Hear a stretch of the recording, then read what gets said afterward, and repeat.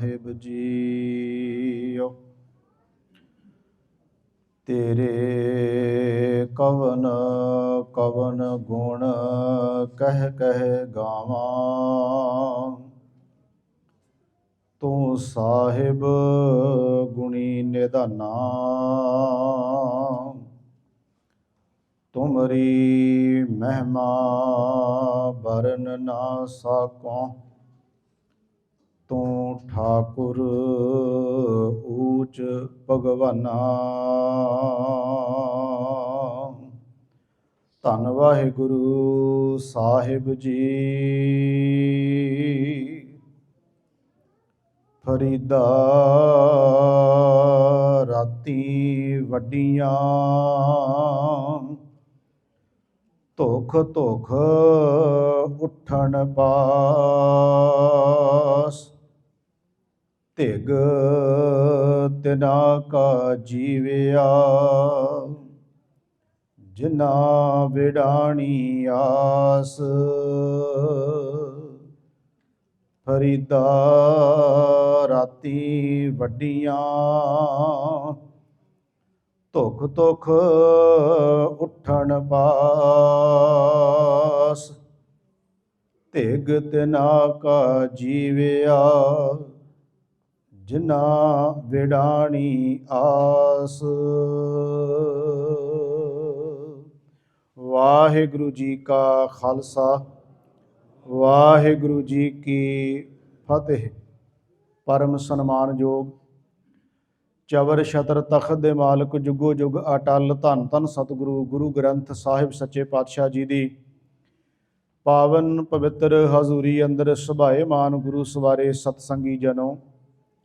सतगुरां ने रहमत बख्शिश की है। हफ्तावारी दीवान दियां हाजरियां भर के सतगुरां दी पावन गुरबाणी दे पाठ गुरबाणी कीर्तन आप जियां ने सरवण कीते हन।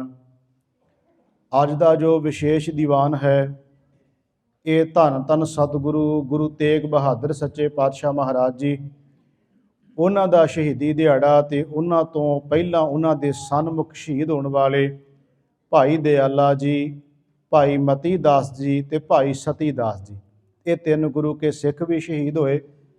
अज दा विशेष दीवान इस संबंध विच है। पर जो लड़ीवार कथा चल रही है, आपां उहदी बहुत संखेप जी विचार करके फिर इतिहास नाल जुड़ांगे। आओ साध संगत जितनी भी संगत गुरु चरनां च आप जी बैठे हो, मन दे टिकाऊ एकाग्रता दे वास्ते सारी संगत मिल के उचारण करिए, कोई रसना वांझी ना रहे। आओ सारे प्यार सहित आखो जी सतनाम श्री वाहिगुरु जी। करो कृपा सतनाम श्री वाहिगुरु जी। शेख बाबा फरीद जी अज दे जो पावन श्लोक विच बख्शिश कर रहे हैं, ये लड़ी विच 22 नंबर श्लोक है। पहला इहदे अखरी अर्थ देखिए जो बाबा फरीद साहब ने बख्शिश की है। फरीदा राती वड्डियां, राती का मतलब हो गया रात, रातां जिन्हों असीं कहने रात जो है। वड्डियां का मतलब बहुत लम्मी हो गई है। फरीदा राती वड्डियां, धुख धुख उठन पास। इत्थे पास दे सस्से नूं सिहारी नहीं लगी। व्याकरण के मुताबक जिहड़े अर्थ ने ना बदल जाते। आपां कई बार अगे गल कीती है कि शब्द उही हुंदा है ते उहदे नाल औंकड़ सिहारियां नाल उहदे अर्थ बदल जाते हैं। जदों आएगा ना पास दमामै, वो भी बाबा फरीद साहब का श्लोक है। पास दमामे का मतलब उन्हां दे पासे दमामे वजदे पे ने, उन्हां दे लागे नगारे वजदे पे ने। इत्थे पास का अर्थ पासा है, पर वो पासे नहीं। इत्थे पास का अर्थ है आ साडे मोढे, साडियां मौरां जिन्हों असीं कहने हैं। बाबा फरीद साहब जी कहते हैं फरीदा राती वड्डियां, धुख धुख उठन पास। आ जिहड़े साडे पासे ने, साडियां मौरां ने, ये दर्द करदियां ने, धुखदियां ने। साडे पासे साडियां मौरां, साडा शरीर। फरीदा राती वड्डियां, धुख धुख उठन पास। धिग तिना का जीविया, उन्हां दे जिउणे नूं तरकार है। जिन्हां विडाणी आस, विडाणी का मतलब होर, जिहड़े परमात्मा नूं छड्ड के एवें होरां दीयां आसां ला के बैठे ने। बाबा फरीद साहब जी कहते तरकार है, त्रिग है उन्हां दे जीवन नूं। ਜਿਹੜੇ ਪਰਮੇਸ਼ਰ ਨੂੰ ਛੱਡ ਕੇ ਕਿਸੇ ਹੋਰ ਦੀ ਆਸ ਤੇ ਬੈਠੇ ਨੇ। ਇਹ ਨੇ ਸ਼ਲੋਕ ਦੇ ਅਖਰੀ ਅਰਥ। ਆਪਾਂ ਬੜੀ ਸੰਖੇਪ ਜੀ ਵਿਚਾਰ ਕਰਨੀ, ਕਿਉਂਕਿ ਇਤਿਹਾਸ ਮੇਰੇ ਸਾਹਮਣੇ ਹੈ ਗੁਰੂ ਤੇਗ ਬਹਾਦਰ ਮਹਾਰਾਜ ਜੀ ਦਾ ਤੇ ਗੁਰੂ ਕੇ ਸਿੱਖਾਂ ਦਾ। ਇਸ ਕਰਕੇ ਆਪਾਂ ਉਹਦੀ ਵਿਚਾਰ ਇਤਿਹਾਸ ਦੀ ਕਰਨ ਤੋਂ ਪਹਿਲਾਂ ਸੰਖੇਪ ਗੱਲ ਕਰਨ ਲੱਗੇ ਹਾਂ। ਸਾਧ ਸੰਗਤ ਜੀ, ਰਾਤਾਂ ਵੱਡੀਆਂ ਦਾ ਕੀ ਮਤਲਬ ਹੋਇਆ? ਰਾਤ ਵੱਡੀ ਤਾਂ ਹੋਣੀ ਨਹੀਂ। 24 ਘੰਟੇ ਜਿਹੜਾ ਦਿਨ ਰਾਤ ਦਾ ਸਮਾਂ ਹੈ ਉਹ 24 ਘੰਟੇ ਹੀ ਰਹਿਣਾ, ਉਹਨੇ ਵਧਣਾ ਘਟਣਾ ਨਹੀਂ। ਪਰ ਤੁਸੀਂ ਸਿਆਣੇ ਬੈਠੇ ਹੋ, ਸਾਨੂੰ ਸਭ ਨੂੰ ਪਤਾ ਜਦੋਂ ਬੰਦਾ ਦੁੱਖ ਵਿੱਚ ਹੋਵੇ ਆਪਾਂ ਕਹਿੰਦੇ ਰਾਤ ਹੀ ਨਹੀਂ ਮੁੱਕਣ ਚਾਹੁੰਦੀ। ਗੱਲ ਸਮਝ 'ਚ ਆ ਜਾਏਗੀ ਸਭ ਨੂੰ। ਜਦੋਂ ਬੰਦਾ ਦੁੱਖ ਵਿੱਚ ਹੋਵੇ ਆਪਾਂ ਕਹਿੰਦੇ ਸਮਾਂ ਹੀ ਨਹੀਂ ਲੰਘਦਾ ਪਿਆ, ਤੇ ਜਦੋਂ ਬੰਦਾ ਸੁੱਖ ਵਿੱਚ ਹੋਵੇ, ਖੁਸ਼ੀ ਵਿੱਚ ਹੋਵੇ, ਫਿਰ ਬੰਦਾ ਕਹਿੰਦਾ ਪਤਾ ਨਹੀਂ ਲੱਗਿਆ ਟਾਈਮ ਕਦੋਂ ਨਿਕਲ ਗਿਆ। ਇਹ ਜੋ ਬਾਬਾ ਫਰੀਦ ਸਾਹਿਬ ਅੱਜ ਕਹਿ ਰਹੇ ਨੇ, ਅਸਲ ਵਿੱਚ ਜਿਹੜਾ ਦੂਜੇ ਦੀ ਆਸ ਤੇ ਜਿਉਂਦਾ ਨਾ, ਉਹਦੀਆਂ ਰਾਤਾਂ ਵੀ ਬੜੀਆਂ ਲੰਮੀਆਂ ਹੋ ਜਾਂਦੀਆਂ, ਮੁੱਕਣ 'ਚ ਨਹੀਂ ਆਉਂਦੀਆਂ। ਦੂਜੇ ਦੀ ਆਸ ਤੇ ਜਿਉਣਾ ਹੀ ਸਭ ਤੋਂ ਵੱਡਾ ਦੁੱਖ ਹੈ, ਜਿਹਨੂੰ ਬਾਬਾ ਫਰੀਦ ਸਾਹਿਬ ਨੇ ਆਪਣੇ ਸ਼ਲੋਕਾਂ 'ਚ ਕਿਹਾ। ਅੱਗੇ ਚੱਲ ਕੇ ਉਹਦੀ ਵਿਚਾਰ ਆਵੇਗੀ ਸ਼ਲੋਕ ਦੀ, ਜਿਹਦੇ 'ਚ ਬਾਬਾ ਫਰੀਦ ਸਾਹਿਬ ਜੀ ਨੇ ਕਿਹਾ, ਹੇ ਪ੍ਰਮਾਤਮਾ ਮੈਨੂੰ ਕਿਸੇ ਦੇ ਬੂਹੇ ਤੇ ਨਾ ਬਿਠਾਈ, ਬੜਾ ਬਹਿਣਾ ਔਖਾ ਜੇ ਕਿਸੇ ਦੇ ਬੂਹੇ ਉੱਤੇ। ਕਹਿੰਦੇ ਜੇ ਰੱਬਾ ਕਿਤੇ ਇਹੋ ਜਿਹਾ ਦਿਨ ਆ ਗਿਆ ਨਾ ਕਿਸੇ ਦੇ ਬੂਹੇ ਤੇ ਮੈਨੂੰ ਬਹਿਣਾ ਪੈ ਗਿਆ, ਤੇ ਇੱਕ ਕੰਮ ਕਰੀ, ਮੈਨੂੰ ਉਹਦੇ ਬੂਹੇ ਦੇ ਬਹਿਣ ਤੋਂ ਪਹਿਲਾਂ ਮੇਰੀ ਜਿੰਦ ਕੱਢ ਲਈ। ਇਹਦਾ ਮਤਲਬ ਏਡਾ ਵੱਡਾ ਦੁੱਖ ਹੈ ਜੋ ਬਾਬਾ ਫਰੀਦ ਸਾਹਿਬ ਜੀ ਕਹਿ ਰਹੇ ਨੇ ਕਿ ਉਹ ਕਹਿੰਦੇ ਨੇ, ਹੇ ਪ੍ਰਮਾਤਮਾ ਵਾਹਿਗੁਰੂ ਜੀ ਮੈਨੂੰ ਵਿਪਰੀਦਾ ਬਾਰ ਪਰਾਇਆ ਬੈਸਣਾ ਸਾਈਂ ਮੁਝੇ ਨਾ ਦੇ। ਇਹ ਅੱਗੇ ਚੱਲ ਕੇ ਸ਼ਲੋਕ ਦੀ ਵਿਚਾਰ ਆਉਣੀ ਹੈ। ਫਰੀਦਾ ਬਾਰ ਪਰਾਇਆ ਬੈਸਣਾ ਸਾਈਂ, ਹੇ ਮੇਰੇ ਸਾਈਂ ਮੈਨੂੰ ਕਿਸੇ ਦੇ ਬੂਹੇ ਤੇ ਨਾ ਬਿਠਾਵੀਂ, ਕਿਉਂਕਿ ਜੇ ਤੂੰ ਐਵੇਂ ਰੱਖ ਸੀ, ਜੇ ਕਿਤੇ ਇਹੋ ਜਿਹਾ ਦਿਨ ਆ ਗਿਆ ਨਾ, ਜੀਓ ਸਰੀਰੋਂ ਲੈ ਮੇਰੀ ਜਿੰਦ ਕੱਢ ਲਈ। ਤੁਸੀਂ ਸਾਰੇ ਜਾਣਦੇ ਹੋ ਜਦੋਂ ਬੰਦਾ ਕਿਸੇ ਦਾ ਮੁਹਤਾਜ ਹੁੰਦਾ ਹੈ ਨਾ, ਉਹਦੀ ਜ਼ਿੰਦਗੀ ਬਹੁਤ ਔਖੀ ਨਿਕਲਦੀ ਹੈ। ਰੱਬ ਕਰੇ ਕਿਸੇ ਨੂੰ ਕਿਸੇ ਦਾ ਮੁਹਤਾਜ ਨਾ ਬਣਾਏ, ਕੋਈ ਕਿਸੇ ਦਾ ਮੁਹਤਾਜ ਨਾ ਬਣੇ, ਕਿਉਂਕਿ ਮੁਹਤਾਜੀ ਵਿੱਚ ਬੰਦਾ ਗੁਲਾਮ ਹੁੰਦਾ ਹੈ। ਮੁਹਤਾਜੀ ਵਿੱਚ ਬੰਦਾ ਕਦੀ ਅਣਖ ਨਾਲ ਨਹੀਂ ਜਿਉ ਸਕਦਾ। ਮੁਹਤਾਜੀ ਵਿੱਚ ਬੰਦਾ ਕਦੀ ਸੱਚ ਤੇ ਨਹੀਂ ਪਹਿਰਾ ਦੇ ਸਕਦਾ।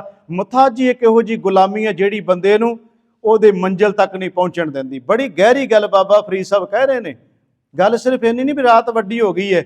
ਬਾਬਾ ਫਰੀਦ ਸਾਹਿਬ ਜੀ ਕਹਿੰਦੇ, ਹੇ ਪ੍ਰਮਾਤਮਾ ਵਾਹਿਗੁਰੂ ਜੀਓ ਇੱਕ ਕਿਰਪਾ ਕਰੀ, ਕਿਸੇ ਦਾ ਮੁਹਤਾਜ ਨਾ ਬਣਾਈ। ਦੂਜੀ ਗੱਲ ਬਾਬਾ ਫਰੀਦ ਸਾਹਿਬ ਨੇ ਕਿਹਾ, ਦੁੱਖ ਵਿੱਚ ਸਮਾਂ ਨਹੀਂ ਨਿਕਲਦਾ। ਤੇ ਸੱਚ ਜਾਣੋ, ਗੁਰੂ ਗ੍ਰੰਥ ਸਾਹਿਬ ਦੀ ਬਾਣੀ 'ਚ ਮੈਨੂੰ ਪੜ੍ਹਦਿਆਂ ਮਹਾਰਾਜ ਦਾ, ਗੁਰੂ ਅਰਜਨ ਸਾਹਿਬ ਦਾ ਸ਼ਬਦ ਚੇਤੇ ਆ ਗਿਆ। ਸੱਚਮੁੱਚ ਦੀ ਵਿਆਖਿਆ ਕਰ ਰਿਹਾ ਹੈ। ਮਹਾਰਾਜ ਕਹਿੰਦੇ, ਚਾਰ ਪਹਿਰ ਚੌਂ ਜੁਗੈ ਸਮਾਨੇ, ਰਹਿਣ ਪਈ ਤਬ ਅੰਤ ਨਾ ਜਾਣੇ।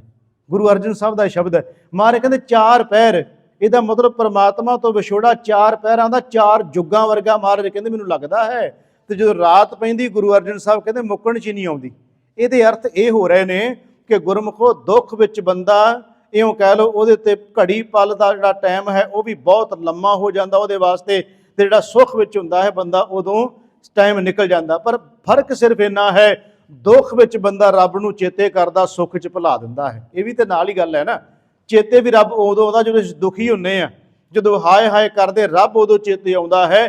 ਸੁੱਖਾਂ ਵੇਲੇ ਬੰਦੇ ਨੂੰ ਕਿੱਥੇ ਰੱਬ, ਉਹ ਤੇ ਕੋਈ ਭਾਗਾਂ ਵਾਲਾ ਹੈ। ਸਾਰਿਆਂ ਦੀ ਮੈਂ ਗੱਲ ਨਹੀਂ ਕਰਦਾ, ਜਿਨ੍ਹਾਂ ਤੇ ਪਰਮਾਤਮਾ ਦੀ ਕਿਰਪਾ ਹੋ ਜਾਏ ਉਹ ਬੰਦੇ ਤੇ ਸੁੱਖ ਵਿੱਚ ਰੱਬ ਨੂੰ ਚੇਤੇ ਜ਼ਰੂਰ ਰੱਖਦੇ ਹੈ। ਨਹੀਂ ਤੇ ਆਮ ਤੌਰ ਤੇ ਦੇਖੋ, ਬੰਦਾ ਸੁੱਖ ਵਿੱਚ ਪਰਮੇਸ਼ਰ ਨੂੰ ਭੁੱਲ ਜਾਂਦਾ ਹੈ। ਜਦੋਂ ਦੁੱਖ ਹੁੰਦਾ ਫਿਰ ਬੰਦਾ ਬੌੜੀ ਕਰਦਾ ਵੀ ਰੱਬਾ ਹੁਣ ਬੌੜ ਤੋਂ। ਬਾਬਾ ਫਰੀਦ ਸਾਹਿਬ ਜੀ ਕਹਿੰਦੇ, ਤੂੰ ਆਸ ਇੱਕ ਪਰਮਾਤਮਾ ਦੀ ਰੱਖ। ਸੰਖੇਪ ਜੀ ਗੱਲ ਕਰ ਲੱਗੇ ਆ, ਇੱਕ ਤੇ ਆਸ ਰੱਖ। ਗੁਰੂ ਗ੍ਰੰਥ ਸਾਹਿਬ ਦੀ ਬਾਣੀ 'ਚੋਂ ਦੇਖੀਏ, ਸਤਿਗੁਰੂ ਗਰੀਬ ਨਿਵਾਸ ਸੱਚੇ ਪਾਤਸ਼ਾਹ ਮਹਾਰਾਜ ਜੀ ਕਹਿੰਦੇ ਨੇ ਕਿ ਜਿਨ੍ਹਾਂ ਜੀਵਾਂ ਨੂੰ ਇਹ ਭਰੋਸਾ ਨਹੀਂ ਨਾ, ਉਹੀ ਅਸਲ ਵਿੱਚ ਦੂਜਿਆਂ ਦੀਆਂ ਆਸਾਂ ਤੇ ਜਿਉਂਦੇ ਨੇ। ਗੁਰੂ ਕੀ ਬਾਣੀ ਪੜ੍ਹਨ ਵਾਲੇ ਗੁਰਸਿੱਖੋ, ਕਿੰਨੀ ਵਾਰ ਇਹ ਸ਼ਬਦ ਅਸੀਂ ਪੜ੍ਹਦੇ ਹਾਂ ਜਦੋਂ ਹੁਕਮਨਾਮਾ ਲੈਣਾ ਹੁੰਦਾ। ਕਈ ਵਾਰ ਇਸ ਤੋਕ ਦੀ ਜਿਹੜੀ ਹੈ ਨਾ, ਮੰਗਲ ਕਰਦੇ, ਬਹੁਤ ਜਗ੍ਹਾ ਮੰਗਲ ਕੀਤਾ ਜਾਂਦਾ ਤੇ ਯਾਦ ਵੀ ਹੋ ਚੁੱਕੀਆਂ ਸਾਨੂੰ ਤੁਕਾਂ। ਉਹਨੇ ਧਰ ਜੀਅਰੇ ਇੱਕ ਟੇਕ ਤੂੰ, ਤੇ ਅੱਗੇ ਕੀ ਹੈ, ਲਾਹੇ ਬਿਡਾਨੀ ਆਸ। ਬਾਬਾ ਫਰੀਦ ਸਾਹਿਬ ਜੀ ਕਹਿੰਦੇ, ਤ੍ਰਿਗ ਤਿਨਾ ਕਾ ਜੀਵਿਆ ਜਿਨ੍ਹਾਂ ਬਿਡਾਣੀ ਆਸ। ਤੇ ਗੁਰੂ ਗ੍ਰੰਥ ਸਾਹਿਬ ਕਹਿ ਰਹੇ ਨੇ, ਇੱਕ ਤੇ ਪਰਮਾਤਮਾ ਤੇ ਭਰੋਸਾ ਰੱਖ। ਓਏ ਇੱਕ ਦੇ ਉੱਤੇ ਭਰੋਸਾ ਰੱਖੇਗਾ, ਤੇਰੀਆਂ ਸਾਰੀਆਂ ਆਸਾਂ ਪੂਰੀਆਂ ਕਰ ਦੇਗਾ ਪਰਮਾਤਮਾ। ਧਰ ਜੀਅਰੇ ਇੱਕ ਟੇਕ ਤੂੰ, ਲਾਹ ਬਿਡਾਨੀ ਆਸ। ਨਾਨਕ ਨਾਮ ਧਿਆਈਐ ਕਾਰਜ ਆਵੈ ਰਾਸ। ਮਹਾਰਾਜ ਕਹਿੰਦੇ, ਤੂੰ ਕਿਉਂ ਨਹੀਂ ਭਰੋਸਾ ਰੱਖਦਾ ਇੱਕ ਪਰਮਾਤਮਾ ਵਾਹਿਗੁਰੂ ਪਰਮੇਸ਼ਰ ਤੇ? ਉਹਦੇ ਤੇ ਟੇਕ ਰੱਖ ਤੇ ਭਰੋਸਾ ਰੱਖ, ਜਿਹੜਾ ਪਰਮਾਤਮਾ ਵਾਹਿਗੁਰੂ ਸਭ ਦੀ ਪਾਲਣਾ ਕਰਨ ਵਾਲਾ ਹੈ।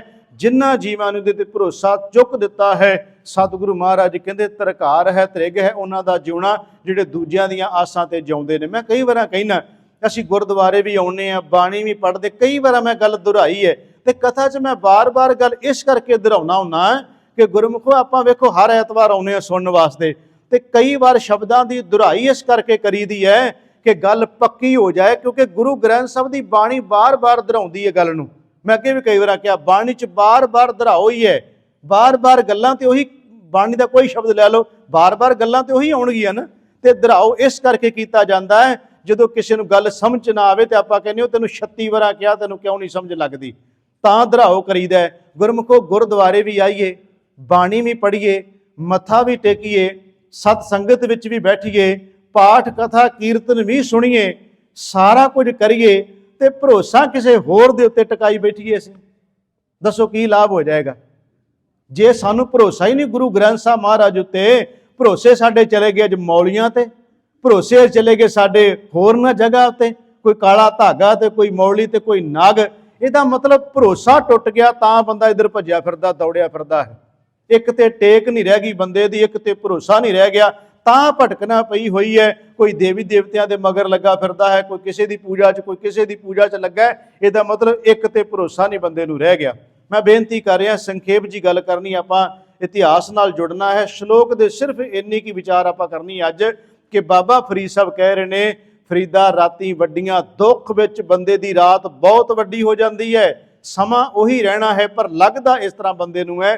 ਤੇ ਬਾਬਾ ਫਰੀਦ ਸਾਹਿਬ ਕਹਿੰਦੇ ਤੂੰ ਸੁੱਖ ਵਿੱਚ ਆ ਨਾ, ਜਿਹਨੇ ਸੁੱਖ ਦੇਣਾ ਹੈ, ਉਸ ਪਰਮਾਤਮਾ ਨਾਲ ਜੁੜ, ਤੇਰੇ ਸਾਰੇ ਦੁੱਖ ਜੋ ਕੱਟ ਦੇਗਾ, ਉਸ ਪਰਮੇਸ਼ਰ ਨੂੰ ਯਾਦ ਕਰ ਤੇ ਤੇਰੇ ਜੀਵਨ ਨੂੰ ਤਰਕਾਰ ਹੈ। ਜੇ ਤੂੰ ਪਰਮਾਤਮਾ ਨੂੰ ਛੱਡ ਕੇ, ਪਰਮੇਸ਼ਰ ਨੂੰ ਛੱਡ ਕੇ ਕਿਸੇ ਹੋਰ ਦੀ ਆਸ ਉੱਤੇ ਜਿਉਂਦਾ ਹੈ, ਤਾਂ ਇਹਦਾ ਮਤਲਬ ਇੱਕ ਪਰਮਾਤਮਾ ਉੱਤੇ ਭਰੋਸਾ ਰੱਖੀਏ, ਇੱਕ ਤੇ ਟੇਕ ਰੱਖੀਏ, ਜਿਹਨੂੰ ਬਾਣੀ 'ਚ ਸਾਹਿਬ ਨੇ ਕਿਹਾ, ਸਾਹਿਬ ਮੇਰਾ ਏਕੋ ਹੈ, ਏਕੋ ਹੈ ਭਾਈ, ਏਕੋ ਹੈ ਮੇਰਾ ਮਾਲਕ, ਇੱਕ ਪਰਮਾਤਮਾ ਅਕਾਲ ਪੁਰਖ ਵਾਹਿਗੁਰੂ ਪਰਮੇਸ਼ਰ ਹੈ, ਮੈਂ ਉਹਦੇ ਤੋਂ ਬਿਨਾਂ, ਸਤਿਗੁਰੂ ਕਹਿੰਦੇ, ਕਿਸੇ ਦੂਜੇ ਨੂੰ ਆਪਣੇ ਚਿੱਤ ਵਿੱਚ, ਖਿਆਲ ਵਿੱਚ ਨਹੀਂ ਲਿਆਉਂਦਾ। ਗੁਰਮੁਖੋ ਗੁਰੂ ਗੋਬਿੰਦ ਸਿੰਘ ਦੇ ਬਚਨ ਆਪਾਂ ਰੋਜ਼ ਪੜ੍ਹਦੇ, ਜਿਹੜੇ ਨਿਤਨੇਮ ਕਰਦੇ ਨੇ।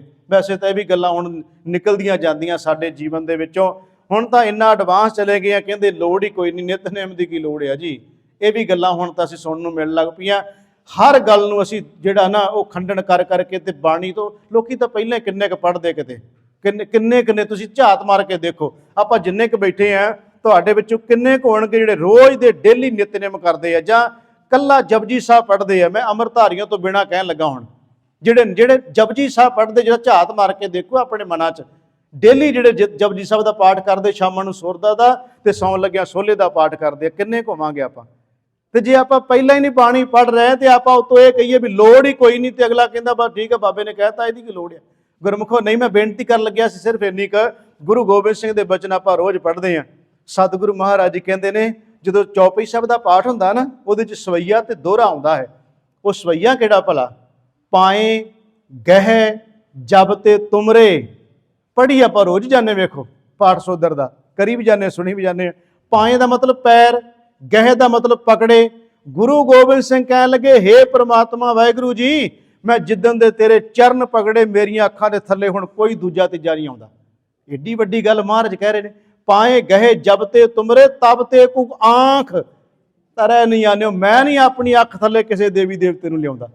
ਪਾਏ ਗਹਿ ਜਬ ਤੇ ਤੁਮਰੇ ਤਬ ਤੇ ਕੁ ਆਂਖ ਤਰੈ ਨਹੀਂ ਆਨਿਓ, ਰਾਮ ਰਹੀਮ ਪੁਰਾਨ ਕੁਰਾਨ ਅਨੇਕ ਕਹੇ ਮਤ ਏਕ ਨਾ ਮਾਨਿਓ। ਮਹਾਰਾਜ ਕਹਿੰਦੇ ਜੋ ਮਰਜੀ ਮਤ ਕਹੀ ਜਾਣ, ਮੈਂ ਨਹੀਂ ਉਹਨਾਂ ਨੂੰ ਮੰਨਦਾ। ਤੇ ਜਦੋਂ ਆਪਾਂ ਦੋਹਰਾ ਪੜ੍ਹਦੇ ਹਾਂ, ਉਦੋਂ ਆਪਾਂ ਕੀ ਕਹਿੰਦੇ ਹਾਂ? ਸਗਲ ਦੁਆਰ ਕੋ ਛਾੜ ਕੇ ਗਹਿਓ, ਗਇਓ ਨਹੀਂ ਕਹਿਣਾ ਉੱਥੇ, ਗਹਿਓ, ਗਹਿਓ ਤੁਹਾਰੋ ਦੁਆਰ। ਮਹਾਰਾਜ ਤੇਰਾ ਦਰ ਪਕੜ ਲਿਆ ਮੈਂ, ਤੇ ਜਿਹਦਾ ਦਰ ਪਕੜ ਲਵੇ ਅੱਗੋਂ ਕਹਿੰਦਾ ਹੈ ਬਾਹੇ ਗਹੇ ਕੀ ਲਾਜ ਅਸ। ਮਹਾਰਾਜ ਕਹਿੰਦੇ ਤੇਰੀ ਬਾਂਹ ਫੜ ਲਈ ਨਾ, ਗੁਰੂ ਨੇ ਛੱਡਣੀ। ਆਪਾਂ ਇੱਥੋਂ ਹੀ ਇਤਿਹਾਸ ਸ਼ੁਰੂ ਕਰ ਲੈਣਾ ਹੈ। ਜਿਨ੍ਹਾਂ ਦੀ ਬਾਂਹ ਗੁਰੂ ਫੜ ਲੈਂਦਾ, ਫਿਰ ਸਿਰ ਦੇ ਦਿੰਦਾ, ਬਾਂਹ ਨਹੀਂ ਛੱਡਦਾ ਉਹਨਾਂ ਦੀ। ਮਹਾਰਾਜ ਕਹਿੰਦੇ ਪਾਏ ਗਹੇ ਜਬ ਤੇ ਤੁਮਰੇ ਤਬ ਤੇ ਕੁ ਆਂਖ ਤਰੇ ਨਹੀਂ ਆਨਿਓ, ਰਾਮ ਰਹੀਮ ਪੁਰਾਨ ਕੁਰਾਨ ਅਨੇਕ ਕਹੇ ਮਤ ਏਕ ਨਾ ਮਾਨਿਓ, ਸਿਮਰਤ ਸ਼ਾਸਤਰ ਵੇਦ ਸਬੈ ਬਹੁ ਭੇਦ ਕਹੇ ਹਮ ਏਕ ਨਾ ਜਾਣਿਓ, ਸ਼੍ਰੀ ਅਸਪਾਨ ਕਿਰਪਾ ਤੁਮਰੀ ਕਰ ਮੈਂ ਨਾ ਕਹਿਓ, ਸਭ ਤੋਹੇ ਬਖਾਨਿਓ। ਤੇ ਅੱਗੇ ਮਹਾਰਾਜ ਕਹਿੰਦੇ ਸਗਲ ਦੁਆਰ ਕੋ ਛਾੜ ਕੇ ਗਹਿਓ ਤੁਹਾਰੋ ਦੁਆਰ, ਬਾਹੇ ਗਹੇ ਕੀ ਲਾਜ ਅਸ ਗੋਬਿੰਦ ਦਾਸ तुहार हे परमात्मा वाहिगुरू मैं तेरा दास हाँ ते तू बांह फड़ के रखी। ये सी सिर्फ संखेप जी विचार कि फरीदा राती वड्डियां तुक तुक उठन पास, तिग तिना का जीविया जिन्ना विडाणी आस। उन्हां दे जीवन नूं तरकार जिहड़े दूजियां दियां आसां ते जिउंदे ने, एक परमात्मा ते टेक भरोसा रख के जीवीए। बाबा फरीद साहब ने अज दे श्लोक विच ये बख्शिश कीती है। आओ हुण इस तरह टिका बनाओ साध संगत। जो विशेष दीवान हुंदा ना, उस दिन बहुती हिल जुल ना करिया करो। कोई फर्क नहीं पैंदा, रोटी 10 मिनट ठहर के छक लांगे, कोई फर्क नहीं पैन लग्या। एडा कोई जरूरी अपना काम उत्थे बह के कुर्सियां ते गप्पां ही मारनियां ना। मैं तो हर एतवार नहीं कहता, क्योंकि मैनूं पता रूटीन च जिहड़ी गल जदों विशेष दीवान होवे ते गुरमुखो एडी वड्डी शहादत होवे, जिन्हां नूं सुण के ते सुणाउण लग्गियां रूह कंबदी होवे ते साडा उठण नूं किवें मन कर पैंदा भी उत्थे जाके असीं कोई ना कोई खाण बह जाइए। तां करके मेरी गल दा गुस्सा ना करो। मैं तां कहा कि टिका बनाओ आपां गुरु तेग बहादुर महाराज जी की शहादत ते गुरसिखां की शहादत की गल करन लगे हैं। मैं इनू भी संखेप करांगा। सीधी शुरुआत करते हैं कि सतगुरु गुरु तेग बहादुर सच्चे पातशाह महाराज जी ने माखोवाल की जमीन खरीद के ते आनंदपुर का शहर वसाया। श्री गुरु तेग बहादुर महाराज जी ने, मैं उन्होंने बचपन का उन्होंने बाकी का जीवन सारा छड्ड रहा, क्योंकि समा बड़ा तेजी नाल चल रहा। मैं शहादत वाला पक्ष सारा लेना है। बेनती करिया सतगुरु गुरु तेग बहादुर महाराज जी आनंदपुर साहब की धरती ते ने। इत्थे साहब रहमतां वरताउंदे पए ने गुरु तेग बहादुर सच्चे पातशाह महाराज जी, बख्शिशां करदे पए ने गुरु तेग बहादुर महाराज जी। ते सतगुरु महाराज जी ने अपने परिवार नूं लिया ते महाराज प्रचार नूं चढ़ तुरे। गुरु तेग बहादुर महाराज जी ढाका, असाम, बंगाल, दूर दूर तक गुरु तेग बहादुर महाराज जी ने सिੱਖੀ का प्रचार किया। जदों महाराज पटने जाते हैं तो अपने परिवार नूं उत्थे छड्ड दिंदे आ, महाराज अगे तुर जाते गुरु तेग बहादुर सच्चे पातशाह महाराज जी। इत्थे पटने के अंदर ही गुरु गोबिंद सिंह सच्चे पातशाह धन गुरु गोबिंद सिंह महाराज जी का आगमन प्रकाश होंदा है सन 1666 विच। सतगुरां नूं खबर पहुँचती है तो महाराज ये उस वेले नहीं वापस मुड़ते। जो वापस आते तो 5 साल की उम्र हो गई गुरु गोबिंद सिंह महाराज जी, तो प्रचार करके पटने महाराज वापस आते हैं। इत्थों सतगुरु कहते असीं चले आनंदपुर साहब, जद तक बुलावांगे नहीं तुसीं आयो ना जे।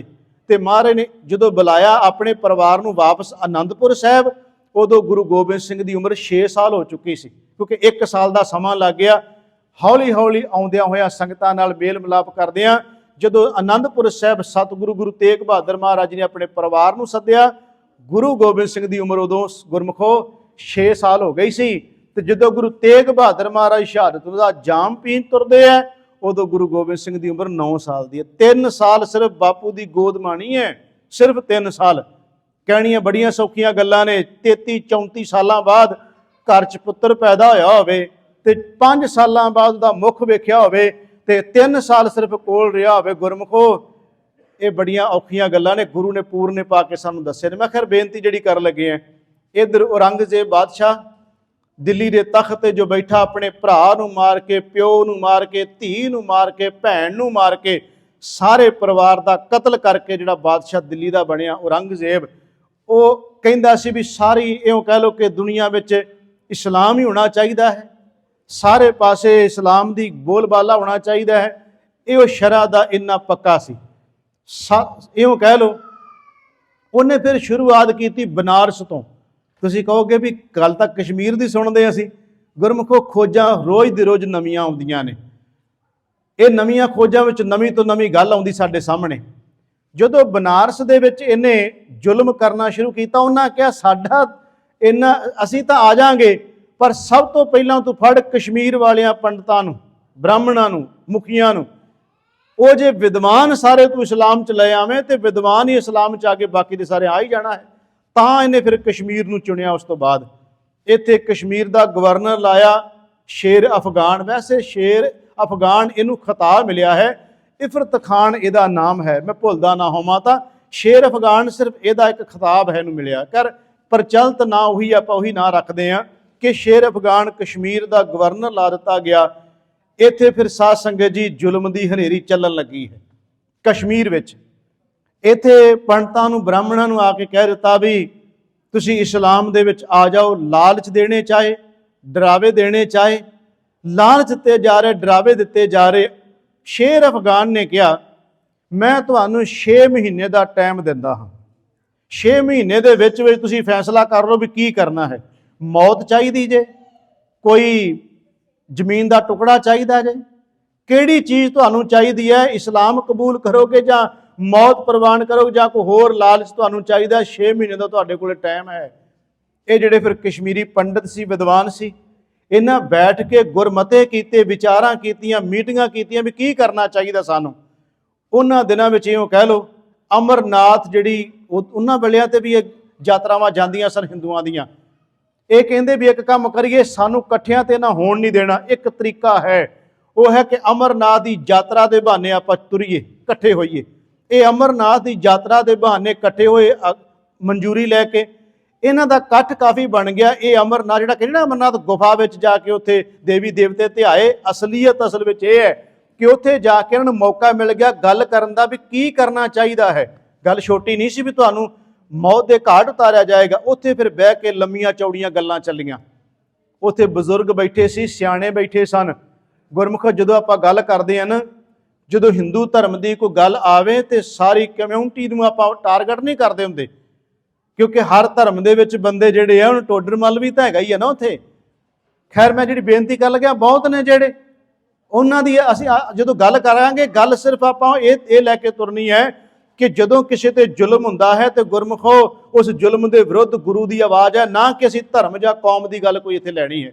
ਮੈਂ ਬੇਨਤੀ ਕਰਨ ਲੱਗਿਆ, ਉੱਥੇ ਗੱਲ ਚੱਲੀ, ਬਜ਼ੁਰਗਾਂ ਨੇ ਉੱਥੇ ਕਿਹਾ, ਕਹਿਣ ਲੱਗੇ ਵੀ ਇੱਕ ਕੰਮ ਹੈ, ਸਾਡੀ ਜੇ ਬਾਂਹ ਕੋਈ ਫੜ ਸਕਦਾ ਹੈ ਨਾ ਤੇ ਉਹ ਗੁਰੂ ਨਾਨਕ ਦੀ ਗੱਦੀ ਦੇ ਵਾਰਿਸ ਗੁਰੂ ਤੇਗ ਬਹਾਦਰ ਮਹਾਰਾਜ ਜੀ ਬਾਂਹ ਫੜ ਸਕਦੇ ਆ, ਹੋਰ ਸਾਡੀ ਕਿਸੇ ਨੇ ਬਾਂਹ ਨਹੀਂ ਫੜਨੀ। ਮੈਂ ਬੜਾ ਹੈਰਾਨ ਹੋਇਆ ਵੀ ਇਹਨਾਂ ਦੇ ਮਨ ਵਿੱਚ ਕੋਈ ਰਾਜਾ ਕਿਉਂ ਨਹੀਂ ਆਇਆ, ਇਹਨਾਂ ਦੇ ਮਨ ਵਿੱਚ ਕੋਈ ਬਾਦਸ਼ਾਹ ਕਿਉਂ ਨਹੀਂ ਆਇਆ, ਜਦ ਕਿ ਆਨੰਦਪੁਰ ਦੇ ਵਿੱਚ ਹਿੰਦੂ ਪਹਾੜੀ ਰਾਜੇ ਵੀ ਤੇ ਰਹਿੰਦੇ ਸੀ ਨਾ। ਇਹ ਕਿਸੇ ਰਾਜੇ ਦੀ ਆਸ ਕਿਉਂ ਨਹੀਂ ਤੱਕਦੇ? ਇਹ ਕਿਸੇ ਹੋਰ ਬੰਦੇ ਵੱਲੇ ਕਿਉਂ ਨਹੀਂ ਵੇਖਿਆ ਇਹਨਾਂ ਨੇ? ਕਿਉਂਕਿ ਸਿਆਣੇ ਬੰਦੇ ਬੈਠੇ ਸੀ, ਉਹਨਾਂ ਨੇ ਕਿਹਾ ਜਿਹੜੇ ਰਾਜਨੀਤਿਕ ਲੋਕ ਹੁੰਦੇ ਐ, ਇਹ ਵਰਤ ਜਾਂਦੇ ਆ, ਵਰਤ ਕੇ ਸਾਨੂੰ ਮਰਵਾ ਦੇਣਗੇ ਤੇ ਆਪ ਪਾਸੇ ਹੋ ਜਾਣਗੇ। ਉਹਨਾਂ ਟਾਈਮਾਂ ਤੇ ਵੀ ਗੱਲਾਂ ਚੱਲੀਆਂ, ਜੇ ਧਾਰਮਿਕ ਬੰਦਾ ਸਾਡੀ ਬਾਂਹ ਫੜ ਲੈ ਤੇ ਧਰਮੀ ਬੰਦਾ ਆਪਣਾ ਸਿਰ ਦੇ ਦੇਗਾ, ਲੇਕਿਨ ਵਿਕ ਨਹੀਂ ਸਕਦਾ ਉਹ। ਮੈਂ ਕਹਿੰਦਾ ਕਿੰਨਾ ਭਰੋਸਾ ਸੀ ਉਸ ਜਿਹੜੇ ਬੈਠੇ ਗੁਫਾ 'ਚ ਗੱਲਾਂ ਕਰਦੇ ਸੀ, ਭਰੋਸਾ ਦੇਖੋ ਉਹਨਾਂ ਦਾ। ਉਹਨਾਂ ਕਿਹਾ ਇੱਕ ਕੰਮ ਕਰੀਏ, ਆਪਾਂ ਗੁਰੂ ਤੇਗ ਬਹਾਦਰ ਮਹਾਰਾਜ ਜੀ ਕੋਲ ਚੱਲੀਏ। ਫਿਰ ਚੋਣ ਕੀਤੀ ਵੀ ਕੌਣ ਕੌਣ ਜਾਏ। ਇਹ ਇਤਿਹਾਸ ਕਹਿੰਦਾ ਵੀ 16 ਜਾਣਿਆਂ ਦੀ ਚੋਣ ਹੋਈ, 16 ਬੰਦੇ ਉੱਥੋਂ ਤੁਰੇ ਨੇ। 16 ਬੰਦਿਆਂ ਨੇ ਫੈਸਲਾ ਕੀਤਾ ਵੀ ਆਪਣਾ ਮੁਖੀ ਕੌਣ ਹੋਵੇ। ਉਹਨਾਂ 16 'ਚ ਮੁਖੀ ਬਣਾਇਆ ਕਿਰਪਾ ਰਾਮ ਦੱਤ। ਤੁਹਾਨੂੰ ਸ਼ਾਇਦ ਪਤਾ ਹੋਵੇ ਕਿਰਪਾ ਰਾਮ ਦੱਤ ਦਾ ਜਿਹੜਾ ਇਤਿਹਾਸ ਹੈ ਨਾ, ਇਹਨਾਂ ਦਾ ਪਿਛੋਕੜ ਗੁਰੂ ਨਾਨਕ ਸਾਹਿਬ ਮਹਾਰਾਜ ਨਾਲ ਜੁੜਦਾ। ਗੁਰਮੁਖੋ, ਇਹ ਕਿਰਪਾ ਰਾਮ ਦਾ ਪਿਤਾ ਹੈ ਅੜੂ ਰਾਮ, ਅੜੂ ਰਾਮ ਦਾ ਪੁੱਤਰ ਹੈ ਨਰਾਇਣ ਦਾਸ, ਨਰਾਇਣ ਦਾਸ ਅੜੂ ਰਾਮ ਦਾ ਪਿਤਾ ਹੈ ਨਰਾਇਣ ਦਾਸ, ਨਰਾਇਣ ਦਾਸ ਦਾ ਪਿਤਾ ਹੈ ਬ੍ਰਹਮ ਦਾਸ, ਤੇ ਬ੍ਰਹਮ ਦਾਸ ਉਹ ਹੈ ਜਿਹੜਾ ਮਟਨ ਕਸ਼ਮੀਰ ਵਿੱਚ ਗੁਰੂ ਨਾਨਕ ਸਾਹਿਬ ਨੂੰ ਮਿਲਿਆ ਸੀ, ਜਿਹਨੂੰ ਸੱਚਮੁੱਚ ਗੁਰੂ ਨਾਨਕ ਸੱਚੇ ਪਾਤਸ਼ਾਹ ਮਹਾਰਾਜ ਜੀ ਨੇ ਬ੍ਰਹਮ ਦਾ ਗਿਆਨ ਦੇ ਦਿੱਤਾ ਸੀ। ਇਹ ਕਿੱਥੋਂ ਸਾਰੀਆਂ ਗੱਲਾਂ ਆ ਰਹੀਆਂ ਨੇ? ਇੱਕ ਪੁਸਤਕ ਹੈ, ਕਿਤਾਬ ਹੈ, ਉਹ ਹੈ ਗੁਰੂ ਕੀਆਂ ਸਾਖੀਆਂ, ਤੇ ਉਹਨੂੰ ਲਿਖਣ ਵਾਲੇ ਨੇ ਪਿਆਰਾ ਸਿੰਘ ਪਦਮ। ਗੁਰੂ ਕੀਆਂ ਸਾਖੀਆਂ ਵਿੱਚ ਭੱਟ ਵਈਆਂ ਦੇ ਸਾਰਾ ਉਹਨਾਂ ਨੇ ਲਿਖਿਆ। ਭੱਟ ਵਈਆਂ ਉਹ ਸਨ ਜਿਹੜੇ ਭੱਟ ਗੁਰੂ ਕਾਲ ਤੋਂ ਹੀ ਜੋ ਕੁਝ ਲਿਖਦੇ ਆਏ। ਉਹ ਗੱਲ, ਉਹਨਾਂ ਦੀ ਬੋਲੀ ਥੋੜੀ ਜਿਹੀ ਹੋਰ ਹੈ, ਸਾਡੀ ਸਮਝ ਵਿੱਚ ਨਹੀਂ ਪੈਂਦੀ, ਪਰ ਉਹਨਾਂ ਨੇ ਥੋੜਾ ਸਖਾਲਾ ਕੀਤਾ ਪਿਆਰਾ ਸਿੰਘ ਪਦਮ ਹੋਣਾ ਨੇ। ਮੈਂ ਉਹਦੇ ਵਿੱਚੋਂ ਤੁਹਾਨੂੰ ਇਹ ਗੱਲ ਜਿਹੜੀ ਸੁਣਾ ਰਿਹਾ। ਗੁਰਮੁਖੋ, ਕਹਿੰਦੇ ਨੇ ਕਿ ਜਿਹੜਾ ਇਹ ਕਿਰਪਾ ਰਾਮ ਹੈ, ਇਹਨੂੰ ਅੱਗੇ ਆਗੂ ਬਣਾਇਆ, ਇਹਦੇ ਨਾਲ 15 ਬੰਦੇ ਹੋਰ ਤੁਰੇ, 16 ਜਾਣੇ ਆਨੰਦਪੁਰ ਸਾਹਿਬ ਦੀ ਧਰਤੀ ਤੇ ਪਹੁੰਚ ਜਾਂਦੇ ਹੈ। ਸ਼੍ਰੀ ਗੁਰੂ ਤੇਗ ਬਹਾਦਰ ਸੱਚੇ ਪਾਤਸ਼ਾਹ ਮਹਾਰਾਜ ਜੀ ਉੱਥੇ ਨੇ, ਗੁਰੂ ਗੋਬਿੰਦ ਸਿੰਘ ਸੱਚੇ ਪਾਤਸ਼ਾਹ, ਗੁਰੂ ਕਾ ਪਰਿਵਾਰ ਸਾਰਾ ਆਨੰਦਪੁਰ ਸਾਹਿਬ ਦੀ ਧਰਤੀ ਤੇ ਹੈ। ਕਿਰਪਾ ਰਾਮ ਪੰਡਤ ਤੇ ਨਾਲ ਉਹਦੇ ਆਦਮੀ ਆਏ ਨੇ ਆਨੰਦਪੁਰ ਸਾਹਿਬ ਦੀ ਧਰਤੀ ਤੇ। ਇੱਥੇ ਆ ਕੇ ਸਤਿਗੁਰੂ ਗੁਰੂ ਤੇਗ ਬਹਾਦਰ ਮਹਾਰਾਜ ਜੀ ਦੇ ਅੱਗੇ ਨਮਸਕਾਰ ਕੀਤੀ, ਮੱਥਾ ਟੇਕਿਆ, ਤੇ ਜਿਹੜੇ ਸ਼ਬਦ ਕਹੇ ਕਿਰਪਾ ਰਾਮ ਨੇ, ਇਹ ਵੀ ਸ਼ਹੀਦ ਬਿਲਾਸ ਦਾ ਕਰਤਾ ਸੇਵਾ ਦਾਸ। ਇਹ ਸ਼ਹੀਦ ਬਿਲਾਸ ਦੇ ਵਿੱਚ ਜਿਹੜੇ ਸ਼ਬਦ ਲਿਖੇ ਨੇ, ਕਹਿੰਦੇ ਜਦੋਂ ਕਿਰਪਾ ਰਾਮ ਨੇ ਗਲ 'ਚ ਪੱਲਾ ਪਾ ਲਿਆ ਤੇ ਉਹਨੇ ਸਤਿਗੁਰੂ ਗੁਰੂ ਤੇਗ ਬਹਾਦਰ ਮਹਾਰਾਜ ਜੀ ਦੇ ਸਾਹਮਣੇ ਕਿਹਾ, ਹਾਥ ਜੋਰ ਕਹਿਓ ਕਿਰਪਾ ਰਾਮ, ਦਤ ਬ੍ਰਾਹਮਣ ਮਟਨ ਗ੍ਰਾਮ, ਅਬ ਹਮਰੋ ਬਲ ਰਹਿਓ ਨਾ ਕਾਈ, हे ਗੁਰ ਤੇਗ ਬਹਾਦਰ ਰਾਈ, ਗਜ ਕੇ ਬੰਧਨ ਕਾਟਨ ਹਾਰੇ, ਤੁਮ ਹੋ ਗੁਰੂ ਨਾਨਕ ਅਵਤਾਰੇ, ਜਿਮ द्रौपदी ਰਾਖੀ ਲਾਜ, ਦਈ ਸਵਾਰ ਸੁਦਾਮੇ ਕਾਜ, ਫਿਰਤ ਫਿਰਤ ਪ੍ਰਭ ਆਏ ਦੁਆਰੇ, ਥਾਕ ਪਰੇ ਹੋਂ ਤੋਂ ਦਰਬਾਰੇ, ਸੇਵਾ ਹਰੀ ਅਰਜ ਗੁਜਾਰੀ, ਤੁਮ ਕਲ ਜੋ ਕੇ ਕ੍ਰਿਸ਼ਨ ਮੁਰਾਰੀ। ਇਹ ਸ਼ਹੀਦ ਬਿਲਾਸ ਦੇ ਵਿੱਚ ਲਿਖੇ ਸ਼ਬਦ ਨੇ। ਕਿਸ ਤਰ੍ਹਾਂ ਕਿਰਪਾ ਰਾਮ ਨੇ ਬੇਨਤੀ ਕੀਤੀ, ਮਹਾਰਾਜ ਸਾਡੇ ਵਾਸਤੇ ਤੁਸੀਂ ਸਾਰਾ ਕੁਝ ਹੋ।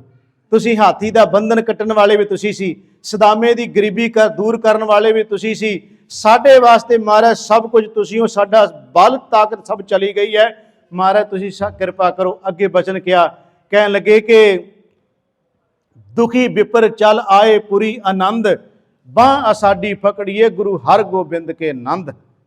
हे ਗੁਰੂ ਹਰਗੋਬਿੰਦ ਸਾਹਿਬ ਮਹਾਰਾਜ ਜੀ ਦੇ ਪੁੱਤਰ ਧੰਨ ਗੁਰੂ ਤੇਗ ਬਹਾਦਰ ਸਾਹਿਬ ਜੀ, ਸਾਡੀ ਬਾਂਹ ਫੜ ਲਓ, ਅਸੀਂ ਦੁਖੀ ਤੁਹਾਡੇ ਕੋਲੇ ਆਏ ਹਾਂ। ਉਹਨਾਂ ਨੇ ਫਿਰ ਸਾਰੀ ਆਪਣੀ ਗੱਲ ਰੱਖੀ ਕਿ ਮਹਾਰਾਜ ਔਰੰਗਜ਼ੇਬ ਦਾ ਜਿਹੜਾ ਉਹਦਾ ਗਵਰਨਰ ਸ਼ੇਰ ਅਫਗਾਨ, ਉਹਨੇ ਸਾਨੂੰ 6 ਮਹੀਨੇ ਦਾ ਟਾਈਮ ਦਿੱਤਾ ਸੀ ਮੁਸਲਮਾਨ ਬਣਨ ਲਈ। ਮਹਾਰਾਜ ਸਾਡੇ ਤੇ ਜ਼ੁਲਮ ਹੋ ਰਹੇ ਆ, ਤਿਲਕ ਜੰਨੂ ਸਾਡਾ ਖਤਰੇ 'ਚ ਪੈ ਗਿਆ, ਤੁਸੀਂ ਕਿਰਪਾ ਕਰੋ ਤੇ ਸਾਡੀ ਬਾਂਹ ਫੜ ਲਓ। ਇਹ ਸਤਿਗੁਰੂ ਗੁਰੂ ਤੇਗ ਬਹਾਦਰ ਸਾਹਿਬ ਨੂੰ ਆਨੰਦਪੁਰ ਸਾਹਿਬ ਦੀ ਧਰਤੀ ਤੇ ਕਹਿ ਰਹੇ ਨੇ। ਕਿਰਪਾ ਰਾਮ ਪੰਡਤ ਉਹਦੇ ਨਾਲ ਆਏ ਹੋਏ ਜਿਹੜੇ ਬਾਕੀ ਦੇ ਵਿਦਵਾਨ ਸਨ। ਗੁਰੂ ਤੇਗ ਬਹਾਦਰ ਸੱਚੇ ਪਾਤਸ਼ਾਹ ਮਹਾਰਾਜ ਨੇ ਰੀਝ ਨਾਲ ਤੱਕਿਆ, ਮਹਾਰਾਜ ਨੇ ਆਪਣੇ ਨੇਤਰ ਬੰਦ ਕੀਤੇ। ਗੁਰੂ ਤੇਗ ਬਹਾਦਰ ਮਹਾਰਾਜ ਨੇ ਇਉਂ ਕਹਿ ਲਓ ਕਿ ਸਾਰਾ ਸੀਨ ਆਪਣੇ ਸਾਹਮਣੇ ਲਿਆਂਦਾ ਵੀ ਕੀ ਕੁਝ ਹੋਣਾ ਹੈ। ਤੇ ਮਹਾਰਾਜ ਕੁਝ ਚਿਰ ਆਪਣੇ ਨੇਤਰ ਬੰਦ ਕਰਨ ਤੋਂ ਬਾਅਦ ਆਪਣੇ ਨੇਤਰ ਖੋਲਦੇ ਨੇ। ਗੁਰੂ ਤੇਗ ਬਹਾਦਰ ਸੱਚੇ ਪਾਤਸ਼ਾਹ ਮਹਾਰਾਜ ਜੀ ਕਹਿਣ ਲੱਗੇ, ਤੁਸੀਂ ਗੁਰੂ ਨਾਨਕ ਦੇ ਘਰ ਵਿੱਚ ਆਏ ਹੋ, ਤੇ ਗੁਰੂ ਨਾਨਕ ਦਾ ਘਰ ਇਹ ਕਹਿੰਦਾ ਹੈ, ਜੋ ਸ਼ਰਨ ਆਵੈ ਤਿਸ ਕੰਠ ਲਾਵੈ, ਇਹ ਬਿਰਧ ਸੁਆਮੀ ਸੰਦਾ। ਸੰਦਾ ਮੈਨੇ ਦਾ, ਇਹ ਪਰਮਾਤਮਾ ਗੁਰੂ ਨਾਨਕ ਦੇ ਘਰ ਦਾ ਬਿਰਧ ਹੈ। ਜਿਹੜਾ ਇੱਥੇ ਆ ਜਾਏ ਉਹਦੀ ਲਾਜ਼ ਰੱਖੀ ਜਾਂਦੀ, ਉਹਦੀ ਬਾਂਹ ਪਕੜੀ ਜਾਂਦੀ। ਉਹਨਾਂ ਕਿਹਾ ਮਹਾਰਾਜ ਸਾਡੀ ਬਾਂਹ ਪਕੜ ਲਓ। ਸ਼੍ਰੀ ਗੁਰੂ ਤੇਗ ਬਹਾਦਰ ਮਹਾਰਾਜ ਨੇ ਕਿਹਾ, ਜਾਓ ਜਾ ਕੇ ਸੁਨੇਹਾ ਦੇ ਦਿਓ, ਮੇਰੇ ਵੱਲੋਂ ਇਹ ਸੁਨੇਹਾ ਭੇਜ ਦਿਓ ਵੀ ਕੱਲੇ ਨੂੰ ਮਾਰਨ ਨਾਲੋਂ ਇੱਕ ਕੰਮ ਕਰ, ਔਰੰਗਜ਼ੇਬ ਬਾਦਸ਼ਾਹ ਨੂੰ ਸੁਨੇਹਾ ਭੇਜ ਦਿਓ, ਤੂੰ ਕੱਲੇ ਨੂੰ ਜੋ ਮਾਰਨਾ ਹੈ। ਸਾਡੇ ਆਗੂ ਨੇ ਸ਼੍ਰੀ ਗੁਰੂ ਤੇਗ ਬਹਾਦਰ ਮਹਾਰਾਜ ਜੀ, ਜੇ ਤੂੰ ਗੁਰੂ ਤੇਗ ਬਹਾਦਰ ਮਹਾਰਾਜ ਨੂੰ ਇਸਲਾਮ 'ਚ ਲੈ ਆਵੇਂ ਤੇ ਸਾਰੇ ਆਪਣੇ ਆਪ ਇਸਲਾਮ ਕਬੂਲ ਕਰ ਲੈਣਗੇ, ਬਸ ਸਾਡੇ ਵੱਲੋਂ ਸੁਨੇਹਾ ਪਹੁੰਚਾ ਦਿਓ। ਉਹ ਗੁਰਮੁਖੋ ਕਹਿਣੀਆਂ ਗੱਲਾਂ ਬੜੀਆਂ ਸੌਖੀਆਂ ਜੇ, ਗੁਰੂ ਤੇਗ ਬਹਾਦਰ ਮਹਾਰਾਜ ਨੂੰ ਕੀ ਪਤਾ ਨਹੀਂ ਸੀ? ਜਿਨੇ ਬਾਪ ਮਾਰਿਆ, ਭਰਾ ਮਾਰੇ, ਧੀ ਮਾਰੀ, ਪੁੱਤ ਮਾਰੀ, ਭੈਣ ਮਾਰੀ, ਇੰਨੇ ਜ਼ੁਲਮ ਕਰਨ ਤੋਂ ਬਾਅਦ ਜਿਹੜਾ ਤਖਤ ਤੇ ਬੈਠਾ ਬਾਦਸ਼ਾਹ ਹੈ ਉਹ ਕੀ ਕੁਝ ਕਰੇਗਾ, ਮਹਾਰਾਜ ਨੂੰ ਸਭ ਕੁਝ ਪਤਾ ਸੀ। ਗੁਰੂ ਤੇਗ ਬਹਾਦਰ ਮਹਾਰਾਜ ਨੇ ਕਿਹਾ ਤੁਸੀਂ ਜਾਓ। ਇਹ ਗੁਰਮੁਖੋ ਸਤਿਗੁਰਾਂ ਨੂੰ ਨਮਸਕਾਰ ਕਰਕੇ ਵਾਪਸ ਆ ਗਏ। ਮੈਂ ਕਹਿੰਦਾ ਇਹਨਾਂ ਤੇ ਵੀ ਬਲਿਹਾਰ ਜਾਈਏ ਓਏ। ਇੰਨਾ ਭਰੋਸਾ ਗੁਰੂ ਤੇਗ ਬਹਾਦਰ ਉੱਤੇ ਰੱਖ ਲਿਆ ਇਹਨਾਂ ਨੇ ਕਿ ਜਦੋਂ ਗੁਰੂ ਨੇ ਕਹਿਤਾ ਤੁਹਾਡੀ ਮਾਂ ਮੈਂ ਫੜ ਲਈ ਹੈ, ਹੁਣ ਮੈਂ ਆਪਣਾ ਸਿਰ ਦੇ ਦਿਆਂਗਾ, ਤੁਹਾਡਾ ਧਰਮ ਨਹੀਂ ਤਬਦੀਲ ਹੋਣ ਦਿਆਂਗਾ। ਮੈਂ ਕਹਿੰਦਾ ਸਾਡੇ ਨਾਲ ਤਾਂ ਲੱਖ ਗੁਣਾ ਉਹ ਚੰਗੇ ਸੀ ਜਿਹੜੇ ਇੰਨਾ ਭਰੋਸਾ ਕਰਕੇ ਗੁਰੂ ਉੱਤੇ ਜੀਂਦੇ ਨੇ। ਵਾਪਸ ਆ ਗਏ। ਇੱਕ ਵਾਰ ਮਨ ਵਿੱਚ ਸ਼ੰਕਾ ਨਹੀਂ ਆਇਆ ਕਿਤੇ ਗੁਰੂ ਮਰਵਾ ਹੀ ਨਾ ਦੇ, ਨਹੀਂ ਭਰੋਸਾ ਸੀ ਇੰਨਾ। ਗੁਰਮੁਖ ਹੋਏ ਵਾਪਸ ਆ ਗਏ। ਸ਼ੇਰ ਅਫਗਾਨ ਤੱਕ ਗੱਲ ਪਹੁੰਚ ਗਈ ਕਿ ਗੁਰੂ ਤੇਗ ਬਹਾਦਰ ਮਹਾਰਾਜ ਜੀ ਅਨੰਦਪੁਰ ਸਾਹਿਬ ਦੀ ਧਰਤੀ ਤੇ ਸਾਡੇ ਗੁਰੂ ਨੇ, ਜੇ ਉਹ ਇਸਲਾਮ ਵਿੱਚ ਆ ਜਾਣ ਤਾਂ ਅਸੀਂ ਆਪਣੇ ਆਪ ਆ ਜਾਵਾਂਗੇ। ਹੁਣ ਕਈ ਸ਼ੰਕਾ ਕਰਦੇ ਆ ਜਾਂ ਕਈ ਤਰ੍ਹਾਂ ਦੇ ਤਰਕ ਚੱਲਦੇ ਆ ਵੀ ਗੁਰੂ ਨਾਨਕ ਸਾਹਿਬ ਮਹਾਰਾਜ ਜੰਝੂ ਪਾਉਂਦੇ ਨਹੀਂ ਤੇ ਗੁਰੂ ਤੇਗ ਬਹਾਦਰ ਮਹਾਰਾਜ ਜੀ ਕਹਿੰਦੇ ਮੈਂ ਜੰਝੂ ਲੈਣ ਨਹੀਂ ਦੇਣਾ। ਇਹਦਾ ਮਤਲਬ ਗੁਰੂ ਤੇਗ ਬਹਾਦਰ ਮਹਾਰਾਜ ਨੇ ਜੰਝੂ ਨੂੰ ਕਬੂਲ ਕਰ ਲਿਆ, ਪ੍ਰਵਾਨ ਕਰ ਲਿਆ? ਨਹੀਂ ਗੁਰਮੁਖੋ, ਇਹਦੇ ਤੇ ਸਾਰੇ ਵਿਦਵਾਨਾਂ ਦੀ ਇੱਕੋ ਹੀ ਰਾਏ ਹੈ, ਕਿਸੇ ਦੀ ਵੱਖਰੀ ਨਹੀਂ। ਹਰ ਵਿਦਵਾਨ ਦੀ ਇੱਕੋ ਹੀ ਰਾਏ ਹੈ ਕਿ ਗੁਰੂ ਨਾਨਕ ਦੇਵ ਸੱਚੇ ਪਾਤਸ਼ਾਹ ਮਹਾਰਾਜ ਜੀ ਨੇ ਜਦੋਂ ਜਨੇਊ ਪੰਡਿਤ ਪਾਉਣ ਲੱਗਿਆ, ਮਹਾਰਾਜ ਨੇ ਕਿਹਾ ਜਿਹੜਾ ਜਨੇਊ ਵੰਡੀਆਂ ਪਾਉਂਦਾ, ਧੱਕਾ ਕਰਦਾ, ਜਿਹੜਾ ਆਪਸੀ ਧਰਮ ਮੁਹੱਬਤ ਪਿਆਰ ਨਹੀਂ ਸਿਖਾਉਂਦਾ, ਮੈਨੂੰ ਇਹੋ ਜਿਹੇ ਧਰਮ ਦੀ ਜ਼ਰੂਰਤ ਨਹੀਂ। ਤੇ ਗੁਰੂ ਨਾਨਕ ਸਾਹਿਬ ਨੌਵੀਂ ਜੋਤ ਵਿੱਚ ਕਹਿੰਦੇ ਹੈ ਹਰ ਬੰਦੇ ਨੂੰ ਜਿਉਣ ਦਾ ਹੱਕ ਹੈ। ਮੇਰੇ ਵਿਚਾਰ ਰਲਣ ਚਾਹੇ ਨਾ ਰਲਣ, ਮੇਰੀ ਗੱਲ ਰਲੇ ਚਾਹੇ ਨਾ ਰਲੇ, ਮੇਰਾ ਸਿਧਾਂਤ ਉਹਦੇ ਨਾਲ ਰਲੇ ਚਾਹੇ ਨਾ ਰਲੇ, ਪਰ ਮੈਨੂੰ ਕੋਈ ਹੱਕ ਨਹੀਂ ਕਿ ਮੈਂ ਕਿਸੇ ਦੂਜੇ ਬੰਦੇ ਨੂੰ ਕਤਲ ਕਰਾਂ।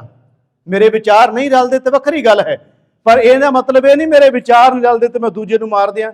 ਬਸ ਸਾਡੀ ਕੌਮ ਦੀ ਤਰਾਸਦੀ ਅਜਿਹੀ ਹੈ ਨਾ, ਸਾਡੇ ਵਿਚਾਰ ਨਹੀਂ ਰਲਦੇ, ਡਾਂਗਾ ਤਾਂ ਹੀ ਖੜਕਣ ਡੀਆਂ ਨੇ। ਅੱਜ ਗੁਰੂ ਦੀ ਹਜ਼ੂਰੀ 'ਚ ਪੱਗਾਂ ਕੋ ਲੈ ਰਹੀਆਂ ਨੇ। ਉਹ ਕਹਿੰਦਾ ਮੇਰੇ ਮੁਤਾਬਕ ਨਹੀਂ ਇਹ ਬਾਬਾ ਬੋਲ ਰਿਹਾ, ਦੂਜਾ ਕਹਿੰਦਾ ਮੇਰੇ ਮੁਤਾਬਕ ਆ ਨਹੀਂ ਕਥਾ ਕਰ ਰਿਹਾ। ਇਹ ਡਾਂਗਾ ਤਾਂ ਖੜਕਦੀਆਂ ਪਈਆਂ ਨੇ, ਨਹੀਂ ਵਿਚਾਰ ਰਲਦੇ ਤੁਸੀਂ ਨੇ ਨਾ ਰਲਣ। ਗੁਰਮੁਖੋ ਪੱਗਾਂ ਕਿਉਂ ਲਾ ਰਹੇ ਇੱਕ ਦੂਜੇ ਦੀਆਂ? ਗੁਰੂ ਤੇਗ ਬਹਾਦਰ ਮਹਾਰਾਜ ਦੇ ਵਿਚਾਰ ਕਿੱਥੇ ਰਲਦੇ ਹੈ? ਨਾ ਜੰਝੂ ਪਾਉਂਦੇ ਆ, ਨਾ ਤਿਲਕ ਲਾਉਂਦੇ, ਨਾ ਟੱਲ ਖੜਕਾਉਂਦੇ ਆ, ਨਾ ਮੰਦਿਰ 'ਚ ਜਾਂਦੇ ਆ। ਤੇ ਉਹਨਾਂ ਵਾਸਤੇ ਆਪਣਾ ਸਿਰ ਲਵਾਉਣ ਤੁਰ ਪਿਆ ਗੁਰੂ ਤੇਗ ਬਹਾਦਰ ਮਹਾਰਾਜ ਜੀ। ਤੇ ਸਾਡੇ ਇੱਕ ਦੂਜੇ ਨਾਲ ਸਿਰਫ ਨਿੱਕੇ ਜਿਹੇ ਥੋੜੇ ਜਿਹੇ ਮਤਭੇਦ ਆ, ਕਿਸੇ ਦਾ ਮੂਲ ਮੰਤਰ ਦਾ, ਕਿਸੇ ਦਾ ਰਾਗਮਾਲਾ ਦਾ, ਕਿਸੇ ਦਾ ਹੋਰ ਛੋਟੇ ਮੋਟੀਆਂ ਗੱਲਾਂ ਨੇ ਨਾ, ਤੇ ਇਹਨੂੰ ਲੈ ਕੇ ਅਸੀਂ ਕਿਵੇਂ ਇੱਕ ਦੂਜੇ ਦੇ ਡਾਂਗਾ ਖਿੱਚੀ ਫਿਰਦੇ ਹਾਂ। ਆਪਸ ਵਿੱਚ ਹੀ ਜੋ ਸਾਡਾ ਚੱਲਦਾ ਪਿਆ ਹਾਲਾਤ। ਕਹਿ ਮੈਂ ਜਿਹੜੀ ਬੇਨਤੀ ਕਰਦਾ ਪਿਆ, ਇਹਨਾਂ ਨੇ ਆ ਕੇ ਕਹਿ ਦਿੱਤਾ ਕਿ ਮਹਾਰਾਜ ਗੁਰੂ ਤੇਗ ਬਹਾਦਰ ਸੱਚੇ ਪਾਤਸ਼ਾਹ ਜੀ ਦੇ ਬਾਰੇ ਕਹਿ ਦਿੱਤਾ ਵੀ ਉਹਨਾਂ ਨੂੰ ਜੇ ਇਸਲਾਮ ਚ ਲੈ ਆਓ ਤਾਂ ਅਸੀਂ ਆਪਣੇ ਆਪ ਆ ਜਾਵਾਂਗੇ। ਖੈਰ ਜਦੋਂ ਇਹ ਗੱਲ ਔਰੰਗਜ਼ੇਬ ਬਾਦਸ਼ਾਹ ਤੱਕ ਪਹੁੰਚਦੀ ਹੈ, ਉਹ ਸਤਿਗੁਰੂ ਗੁਰੂ ਤੇਗ ਬਹਾਦਰ ਸੱਚੇ ਪਾਤਸ਼ਾਹ ਮਹਾਰਾਜ ਜੀ ਨੂੰ ਦੇ ਵਾਰੰਟ ਜਾਰੀ ਕਰਦਾ ਹੈ। ਇੱਧਰੋਂ ਮਹਾਰਾਜ ਅਨੰਦਪੁਰ ਸਾਹਿਬ ਦੀ ਧਰਤੀ ਤੋਂ ਚੱਲਦੇ ਗੁਰੂ ਤੇਗ ਬਹਾਦਰ ਸੱਚੇ ਪਾਤਸ਼ਾਹ ਮਹਾਰਾਜ ਜੀ ਸਿਰ ਦੇਣ ਦੇ ਲਈ ਮਹਾਰਾਜ 5 ਸਿੱਖਾਂ ਨੂੰ ਆਪਣੇ ਨਾਲ ਲੈ ਕੇ ਤੁਰਦੇ ਹੈ। ਉਹਦੇ ਵਿੱਚ ਭਾਈ ਮਤੀ ਦਾਸ, ਭਾਈ ਸਤੀ ਦਾਸ, ਭਾਈ ਦਿਆਲਾ ਜੀ, ਭਾਈ ਉਦੈ ਤੇ ਭਾਈ ਗੁਰਦਿੱਤਾ ਜੀ। ਭਾਈ ਗੁਰਦਿੱਤਾ ਮੈਂ ਤਾਂ ਸ਼ਬਦ ਵਰਤਿਆ, ਬਾਬਾ ਬੁੱਢਾ ਸਾਹਿਬ ਦੀ ਬੰਸ ਵਿੱਚੋਂ ਨੇ। ਬਾਬਾ ਗੁਰਦਿੱਤਾ ਕਵਾਂਗੇ ਤੇ ਉਹ ਗੁਰੂ ਹਰਿਰਾਏ ਸਾਹਿਬ ਦੇ ਪਿਤਾ ਜੀ ਗੁਰੂ ਤੇਗ ਬਹਾਦਰ ਸਾਹਿਬ ਦੇ ਭਰਾ ਬਣ ਜਾਣਗੇ। ਇਸ ਕਰਕੇ ਭਾਈ ਗੁਰਦਿੱਤਾ ਬਾਬਾ ਬੁੱਢਾ ਸਾਹਿਬ ਦੀ ਬੰਸ ਤੇ ਭਾਈ ਜੈਤਾ, ਇਹ ਇੱਕ ਕਾਫਲਾ ਤੁਰਦਾ ਹੈ। ਸਤਿਗੁਰੂ ਮਹਾਰਾਜ ਜੀ ਮੰਜ਼ਲਾਂ ਨੂੰ ਮਾਰਦੇ ਹੋਏ ਤੁਰੇ ਨੇ ਅਨੰਦਪੁਰ ਸਾਹਿਬ ਤੋਂ। ਸਤਿਗੁਰੂ ਮਹਾਰਾਜ ਜੀ ਰਸਤੇ ਜਾਂਦਿਆਂ ਹੋਇਆਂ ਪੜ੍ਹਦੇ ਜਾਂਦੇ ਨੇ ਕਿ ਭੈ ਕਾਹੂ ਕੋ ਦੇਤ ਨਹਿ ਪੈ ਮਾਨਤ ਆਨ, ਕਹੋ ਨਾਨਕ ਸੁਨ ਰੇ ਮਨਾ ਗਿਆਨੀ ਤਾਹੇ ਬਖਾਨ ਮਾਰੇ। ਕਹਿੰਦੇ ਨਾ ਕਿਸੇ ਨੂੰ ਡਰ ਦਿਓ ਤੇ ਨਾ ਕਿਸੇ ਦਾ ਡਰ ਮੰਨੋ। ਸਤਿਗੁਰੂ ਮਹਾਰਾਜ ਜੀ ਜਦੋਂ ਗੁਰਮੁਖ ਪਹੁੰਚਦੇ ਆਗਰੇ ਦੇ ਨੇੜੇ, ਲਗਭਗ ਵਿਦਵਾਨਾਂ ਦੀਆਂ ਇੱਥੇ ਕਿਰਿਆ ਮਿਲਦੀਆਂ, ਕਿਉਂਕਿ ਇਤਿਹਾਸ 'ਚ ਹਰ ਗੱਲ ਜਿਹੜੀ ਹੈ ਉਹ ਫਰਕ ਜ਼ਰੂਰ ਪੈਂਦਾ ਹੈ। ਤਰੀਕਾਂ ਦਾ ਫਰਕ ਵੀ ਪੈ ਜਾਂਦਾ, ਜਗ੍ਹਾ ਦਾ ਫਰਕ ਵੀ ਪੈਂਦਾ ਹੈ। ਖੈਰ ਆਪਾਂ ਗੱਲ ਕਰ ਰਹੇ ਹਾਂ, ਸਤਿਗੁਰੂ ਤੇਗ ਬਹਾਦਰ ਮਹਾਰਾਜ ਜੀ ਦੀ ਗ੍ਰਿਫਤਾਰੀ ਹੋ ਜਾਂਦੀ ਹੈ। ਮਹਾਰਾਜ ਨੂੰ ਦਿੱਲੀ ਵਿਖੇ ਲਿਜਾਇਆ ਜਾਂਦਾ। ਸੰਖੇਪ ਗੱਲ ਕਰਨ ਲੱਗੇ ਹਾਂ, ਮਹਾਰਾਜ ਨੂੰ ਦਿੱਲੀ ਲਿਜਾਇਆ ਗਿਆ। 3 ਸਿੱਖਾਂ ਦੀ ਗ੍ਰਿਫਤਾਰੀ ਨਾਲ ਹੈ ਤੇ ਬਾਕੀ 2 ਦੀ ਨਹੀਂ, 3 ਦੀ ਨਹੀਂ। ਭਾਈ ਜੈਤਾ, ਭਾਈ ਉਦੇ ਤੇ ਭਾਈ ਗੁਰਦਿੱਤਾ ਦੀ ਨਹੀਂ। ਉਹਨਾਂ ਦੀ ਡਿਊਟੀ ਬਾਕੀ ਲੱਗੀ ਹੋਈ ਸੀ, ਜੋ ਕਾਰਜ ਕਰਨਾ ਸੀ ਉਹਨਾਂ ਨੇ। ਸਤਿਗੁਰੂ ਮਹਾਰਾਜ ਜੀ ਨੂੰ ਦਿੱਲੀ ਲਿਜਾਇਆ ਗਿਆ, ਕੈਦ ਕਰ ਦਿੱਤਾ ਗਿਆ ਤੇ ਗੁਰਮੁਖੋ ਮਹਾਰਾਜ ਦੇ ਨਾਲ 3 ਸਿੱਖ ਵੀ ਕੈਦ ਨੇ। ਭਾਈ ਮਤੀ ਦਾਸ, ਭਾਈ ਸਤੀ ਦਾਸ, ਭਾਈ ਦਿਆਲਾ ਜੀ। ਭਾਈ ਦਿਆਲਾ ਜੀ ਭਾਈ ਮਨੀ ਸਿੰਘ ਦੇ ਸਕੇ ਭਰਾ ਨੇ। ਖੈਰ ਮੈਂ ਜਿਹੜੀ ਬੇਨਤੀ ਕਰਨ ਲੱਗਿਆ, ਗੁਰਮੁਖੋ ਕਹਿੰਦੇ ਨੇ ਕਿ ਬਾਦਸ਼ਾਹ ਔਰੰਗਜ਼ੇਬ ਉੱਥੇ ਨਹੀਂ, ਪਰ ਉੱਥੇ ਜਿਹਦੀ ਡਿਊਟੀ ਲਾਈ ਉਹ ਤਾਂ ਉੱਥੇ ਹੀ ਹੈ ਨਾ, ਉਹਦੇ ਅਹਿਲਕਾਰ ਨੇ ਸਾਰੇ। ਗੁਰੂ ਤੇਗ ਬਹਾਦਰ ਮਹਾਰਾਜ ਦੇ ਸਾਹਮਣੇ ਕਾਜ਼ੀ ਆਉਂਦਾ ਹੈ, ਉਹ ਆ ਕੇ ਸਤਿਗੁਰੂ ਮਹਾਰਾਜ ਨੂੰ ਕਹਿੰਦਾ ਹੈ। ਉਥੋਂ ਦਾ ਹਾਕਮ ਆਉਂਦਾ ਹੈ, ਉਹ ਸਤਿਗੁਰੂ ਗੁਰੂ ਤੇਗ ਬਹਾਦਰ ਮਹਾਰਾਜ ਨੂੰ ਕਹਿੰਦਾ ਹੈ ਕਿ ਮਹਾਰਾਜ ਤੁਸੀਂ ਇਸ ਧਰਮ ਨੂੰ ਮੰਨਦੇ ਨਹੀਂ, ਤੁਹਾਡਾ ਤਿਲਕ ਜੰਜੂ ਨਾਲ ਕੋਈ ਵਾਹ ਵਾਸਤਾ ਨਹੀਂ, ਤੁਸੀਂ ਦੂਜਿਆਂ ਦੀ ਖਾਤਰ ਕਾਰੇ ਵਾਸਤੇ ਮਰ ਰਹੇ ਹੋ।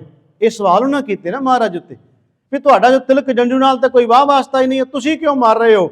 ਸਤਿਗੁਰੂ ਗੁਰੂ ਤੇਗ ਬਹਾਦਰ ਮਹਾਰਾਜ ਕਹਿੰਦੇ ਨੇ ਇਸ ਦੁਨੀਆ ਉੱਤੇ ਪਰਮਾਤਮਾ ਅਕਾਲ ਪੁਰਖ ਵਾਹਿਗੁਰੂ ਨੇ ਜੀਵ ਪੈਦਾ ਕੀਤੇ ਨੇ।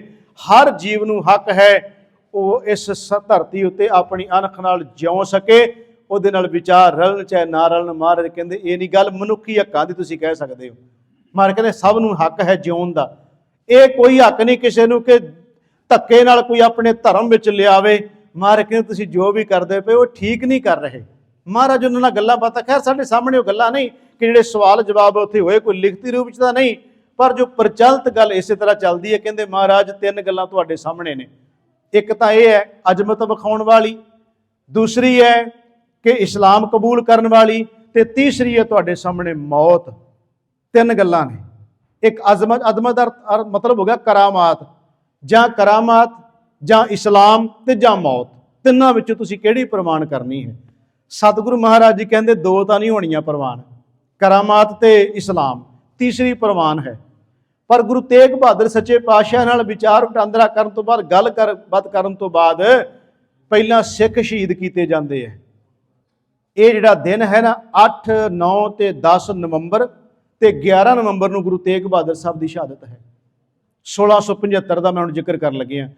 8, 9 ਤੇ 10 ਨਵੰਬਰ ਇਹ 3 ਦਿਨ ਕਹਿ ਲਓ ਵੀ ਤਸੀਹੇ ਬਹੁਤ ਦਿੱਤੇ ਗਏ। ਇਹ ਵੀ ਉਹਦੇ 'ਚ ਲਿਖਿਆ, ਭਟਵਈਆਂ 'ਚ ਵੀ ਲਿਖਿਆ, ਦਾ ਜ਼ਿਕਰ ਕੀਤਾ ਹੈ ਵੀ ਤਸੀਹੇ ਦਿੱਤੇ ਗਏ ਇਹਨਾਂ ਦੇ ਸਤਿਗੁਰੂ ਮਹਾਰਾਜ ਨੂੰ, ਸਿੱਖਾਂ ਨੂੰ ਵੀ, ਕਿਉਂਕਿ ਉਹਨਾਂ ਦੀ ਹਰ ਤਰੀਕਾ ਸੀ ਵੀ ਕਿਸੇ ਤਰੀਕੇ ਦੇ ਨਾਲ ਜਿਹੜਾ ਹੈ ਇਹ ਇਸਲਾਮ 'ਚ ਆ ਜਾਣ।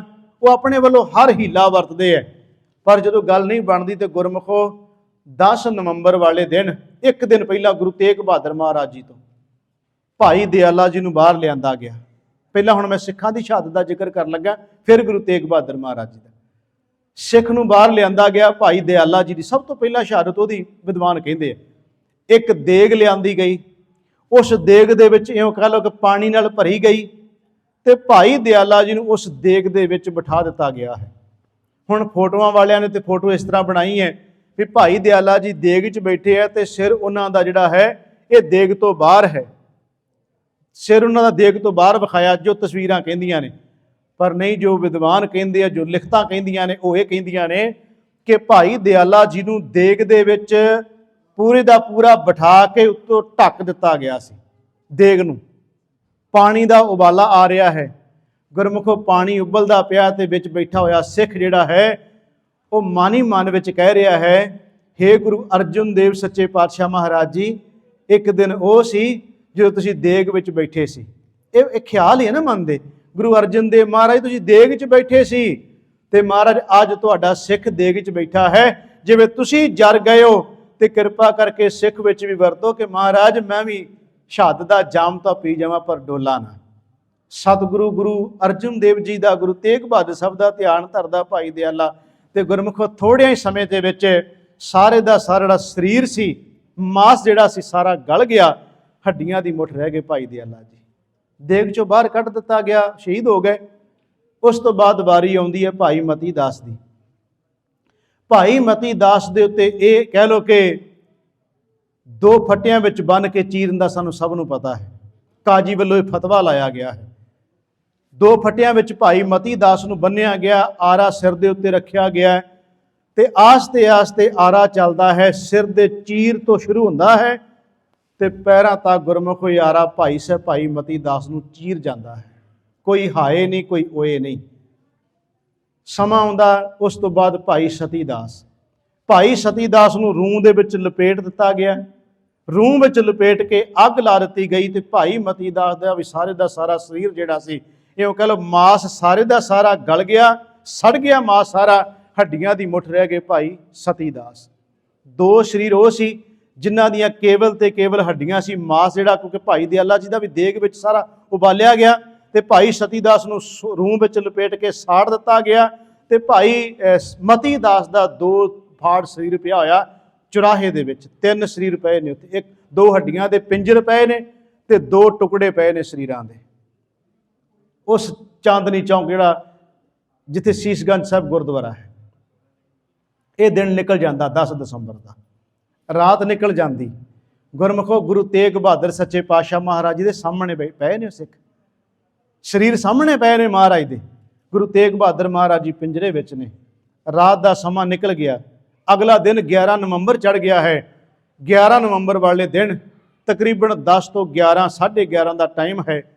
ਗੁਰਮੁਖੋ ਫਿਰ ਉਸੇ ਤਰ੍ਹਾਂ ਇੱਕ ਦਿਨ ਸ਼ਾਮ 10 ਨਵੰਬਰ ਦੀ ਸ਼ਾਮ ਢੰਡੋਰਾ ਦਿੱਤਾ ਗਿਆ ਵੀ ਕੱਲ ਨੂੰ ਗੁਰੂ ਤੇਗ ਬਹਾਦਰ ਮਹਾਰਾਜ ਜੀ ਨੂੰ ਅਸੀਂ ਸ਼ਹੀਦ ਸ਼ਬਦ ਵਰਤਾਂਗੇ। ਉਹ ਕਤਲ ਕਿਹਾ ਉਹਨਾਂ ਨੇ, ਵੀ ਕਤਲ ਕੀਤਾ ਜਾਣਾ ਹੈ। ਢੰਡੋਰਾ ਦਿੱਤਾ ਗਿਆ। ਸਾਰੀ ਦਿੱਲੀ ਦੇ ਲੋਕ ਆਏ ਨੇ, ਬੜਾ ਵੱਡਾ ਇਕੱਠ ਹੋਇਆ, ਲੋਕ ਵੇਖਣ ਵਾਸਤੇ ਆਏ। ਸਾਰੇ ਤਮਾਸ਼ਬੀਨ ਨਹੀਂ ਸਨ, ਉਹਦੇ ਵਿੱਚ ਬਹੁਤ ਲੋਕ ਉਹ ਵੀ ਸਨ ਜਿਹੜੇ ਲੋਕ ਅੰਦਰੋਂ ਰੋ ਰਹੇ ਸਨ ਵੀ ਇਹ ਕੀ ਹੋ ਰਿਹਾ, ਜ਼ੁਲਮ ਇੰਨਾ ਇੰਤਹਾ ਹੋ ਰਹੀ ਹੈ। ਉਹ ਵੀ ਲੋਕ ਸਨ ਉੱਥੇ। ਗੁਰਮੁਖ ਬੜਾ ਵੱਡਾ ਇਕੱਠ ਹੋਇਆ ਹੈ। 11 ਨਵੰਬਰ ਦਾ ਦਿਨ ਹੈ। ਸਤਿਗੁਰੂ ਗੁਰੂ ਤੇਗ ਬਹਾਦਰ ਮਹਾਰਾਜ ਦੇ ਸਾਹਮਣੇ ਕਾਜੀ ਆਉਂਦਾ ਹੈ। ਉਹ ਮਹਾਰਾਜ ਨੂੰ ਫਿਰ ਉਹੀ ਗੱਲਾਂ ਦੁਹਰਾਉਂਦਾ ਹੈ, ਕਹਿੰਦਾ ਮਹਾਰਾਜ ਤੁਹਾਡੇ ਕੋਲੇ ਮੌਕਾ ਹੈ, ਟਾਈਮ ਹੈ, ਸਮਾਂ ਹੈ। ਮਹਾਰਾਜ 3 ਕੰਮਾਂ ਵਿੱਚੋਂ ਇੱਕ ਜਿਹੜਾ ਮਰਜ਼ੀ ਕਰ ਦਿਓ, ਜਾਂ ਤੇ ਅਜ਼ਮਤ ਕਰਾਮਾਤ ਵਿਖਾ ਦਿਓ, ਜਾਂ ਇਸਲਾਮ ਕਬੂਲ ਕਰ ਲਓ। 2 ਨਹੀਂ ਕਰੋਗੇ ਤੇ ਮੌਤ ਦੇ ਘਾਟ ਤੁਹਾਨੂੰ ਵੀ ਉਤਾਰਿਆ ਜਾਏਗਾ। ਇਹ ਕਾਜੀ ਕਹਿ ਰਿਹਾ ਗੁਰੂ ਤੇਗ ਬਹਾਦਰ ਮਹਾਰਾਜ ਜੀ ਨੂੰ। ਗੁਰੂ ਤੇਗ ਬਹਾਦਰ ਮਹਾਰਾਜ ਜੀ ਕਹਿੰਦੇ, ਉਹ ਕਾਜੀ ਤੂੰ ਧਰਮੀ ਹੈ। ਧਰਮੀ ਭਾਵ ਕਿ ਤੇਰਾ ਜਿਹੜਾ ਫਰਜ਼ ਬਣਦਾ, ਤੂੰ ਆਪਣੇ ਫਰਜ਼ ਦੀ ਬਹੁਤ ਕੁਤਾਹੀ ਕਰ ਰਹੇ ਹੈ।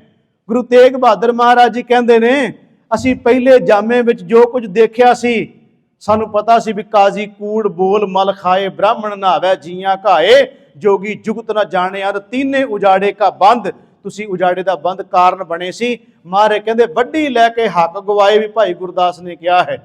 ਗੁਰੂ ਤੇਗ ਬਹਾਦਰ ਮਹਾਰਾਜ ਜੀ ਕਹਿਣ ਲੱਗੇ, ਕਾਜੀ ਸੱਚ ਨੂੰ ਤੂੰ ਵੀ ਜਾਣਦਾ ਹੈ, ਛੁਪਾਇਆ ਨਹੀਂ ਜਾ ਸਕਦਾ। ਸੱਚ ਨੂੰ ਤੂੰ ਵੀ ਜਾਣਦਾ ਵੀ ਸੱਚ ਕੀ ਹੈ, ਪਰ ਤੇਰੀ ਇਸ ਵੇਲੇ ਅੱਖਾਂ ਉੱਤੇ ਪੱਟੀ ਵੱਜੀ ਪਈ ਹੈ, ਜਿਹਨੂੰ ਭਗਤ ਕਬੀਰ ਸਾਹਿਬ ਨੇ ਇੱਕ ਸ਼ਬਦ ਵਰਤਿਆ ਹੈ। ਜਦੋਂ ਉਹਨਾਂ ਨੂੰ ਹਾਥੀ ਅੱਗੇ ਸੁੱਟਿਆ ਗਿਆ ਨਾ, ਤੇ ਭਗਤ ਕਬੀਰ ਸਾਹਿਬ ਕਹਿੰਦੇ, ਓਏ ਹਾਥੀ ਨੂੰ ਤੇ ਪਤਾ ਲੱਗ ਗਿਆ ਵੀ ਇਸ ਬੰਦੇ ਨੂੰ ਮੈਂ ਮਾਰਨਾ ਨਹੀਂ, ਪਰ ਅੰਨੇ ਕਾਜੀ ਨੂੰ ਨਹੀਂ ਪਤਾ ਲੱਗਾ ਮੇਰੇ ਉੱਤੇ ਹਾਥੀ ਚੜਾ ਰਿਹਾ ਹੈ। ਕਬੀਰ ਸਾਹਿਬ ਦੇ ਸ਼ਬਦ ਹੈ ਕਿ ਬੁੱਝੀ ਨਹੀਂ ਕਾਜੀ ਅੰਧਿਆਰੇ, ਕੁੰਚਰ ਪੋਟ ਲੈ ਲੈ ਨਮਸਕਾਰੇ।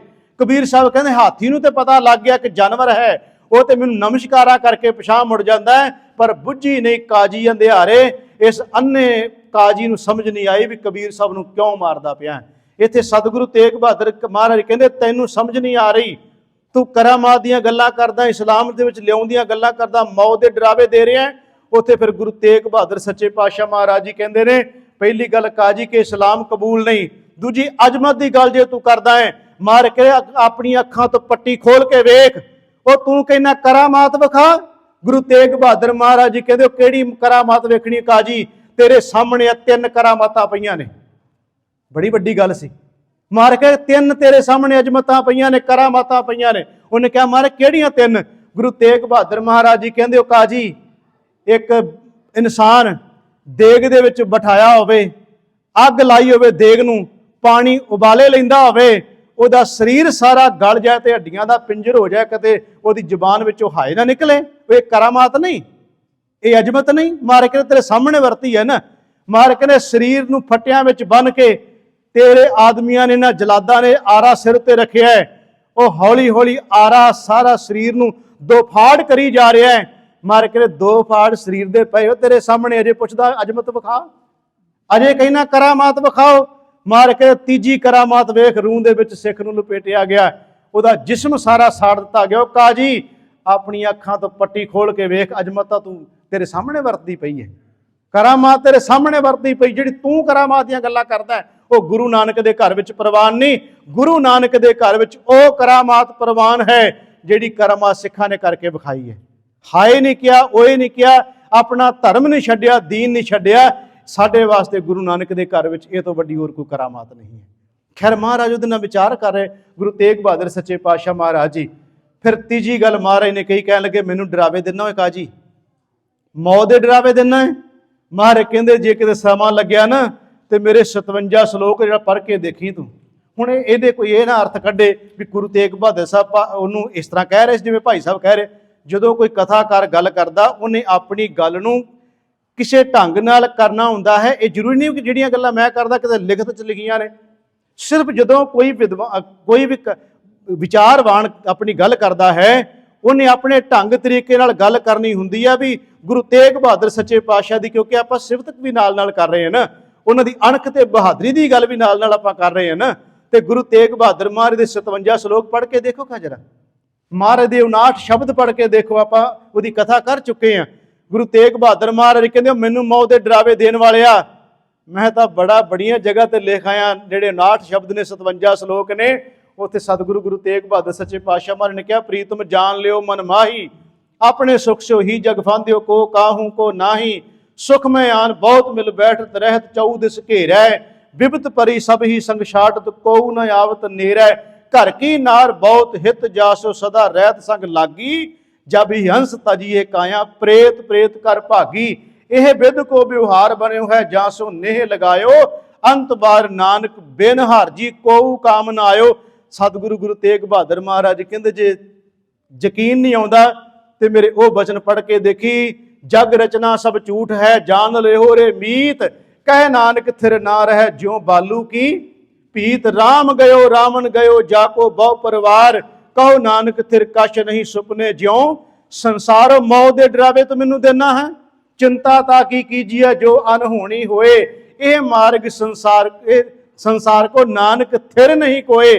मार कहते ने ये जगत विच थिर केड़ा रहिंदा बई, काजी तू स्थिर रहना है तुम ही चलिया जाना। गुरु तेग बहादुर महाराज जी ने उत्थे शब्द कहे कि मैं तां ये पहलां दे कह आया हाँ। सतगुरु महाराज कहते जैसे जल ते बुध बुधा उपजै बिनसै नीत, जग रचना तैसे रची कहो नानक सुन मीत। महाराज कहते मौत दे डरावे मैनू ना दे, क्योंकि मैं तो मौत दीयां गल्लां बहुत कीतियां ने बाणी विच, मैं तो मौत दे बहुत शब्द कहे ने। महाराज कहते इस करके मैनू मौत दे डरावे क्यों दिंदा है। खैर सतगुरु गुरु तेग बहादुर जी दे उत्ते फतवा लाया गया, इन्हां दा सिर कलम कर दिता जाए। कहते महाराज कोई इच्छा, गुरु तेग बहादुर महाराज जी कहते एक इच्छा है। पुछया जी केड़ी? कहते इशनान करना है। सतगुरु महाराज ने कहा इशनान करना है। वो खूही अज भी मौजूद है उत्थे सीसगंज गुरुद्वारा साहब जिहड़े गए ने उन्होंने पता वो खूही मौजूद है। महाराज ने कहा इशनान करना। गुरु तेग बहादुर महाराज जी ने इशनान किया खूही चों। फिर विद्वान कहते हैं कि महाराज ने कहा मैं जपजी शब्द का पाठ करांगा। जदों जपजी शब्द का पाठ संपूर्ण हो जाए ਤੇ ਜਲਾਦ ਨੂੰ ਕਿਹਾ, ਜਲਾਲੁਦੀਨ ਨੂੰ, ਕਿ ਤੂੰ ਆਪਣੀ ਤਲਵਾਰ ਦਾ ਵਾਰ ਕਰ ਸਕਦਾ ਹੈ। ਵਿਦਵਾਨ ਇਸ ਗੱਲ ਨਾਲ ਤਕਰੀਬਨ ਸਾਰੇ ਸਹਿਮਤ ਨੇ। ਗੁਰੂ ਤੇਗ ਬਹਾਦਰ ਮਹਾਰਾਜ ਜੀ ਨੇ ਇਸ਼ਨਾਨ ਕੀਤਾ, ਥੜੇ ਉੱਤੇ ਮਹਾਰਾਜ ਨੂੰ ਬਿਠਾਇਆ ਗਿਆ।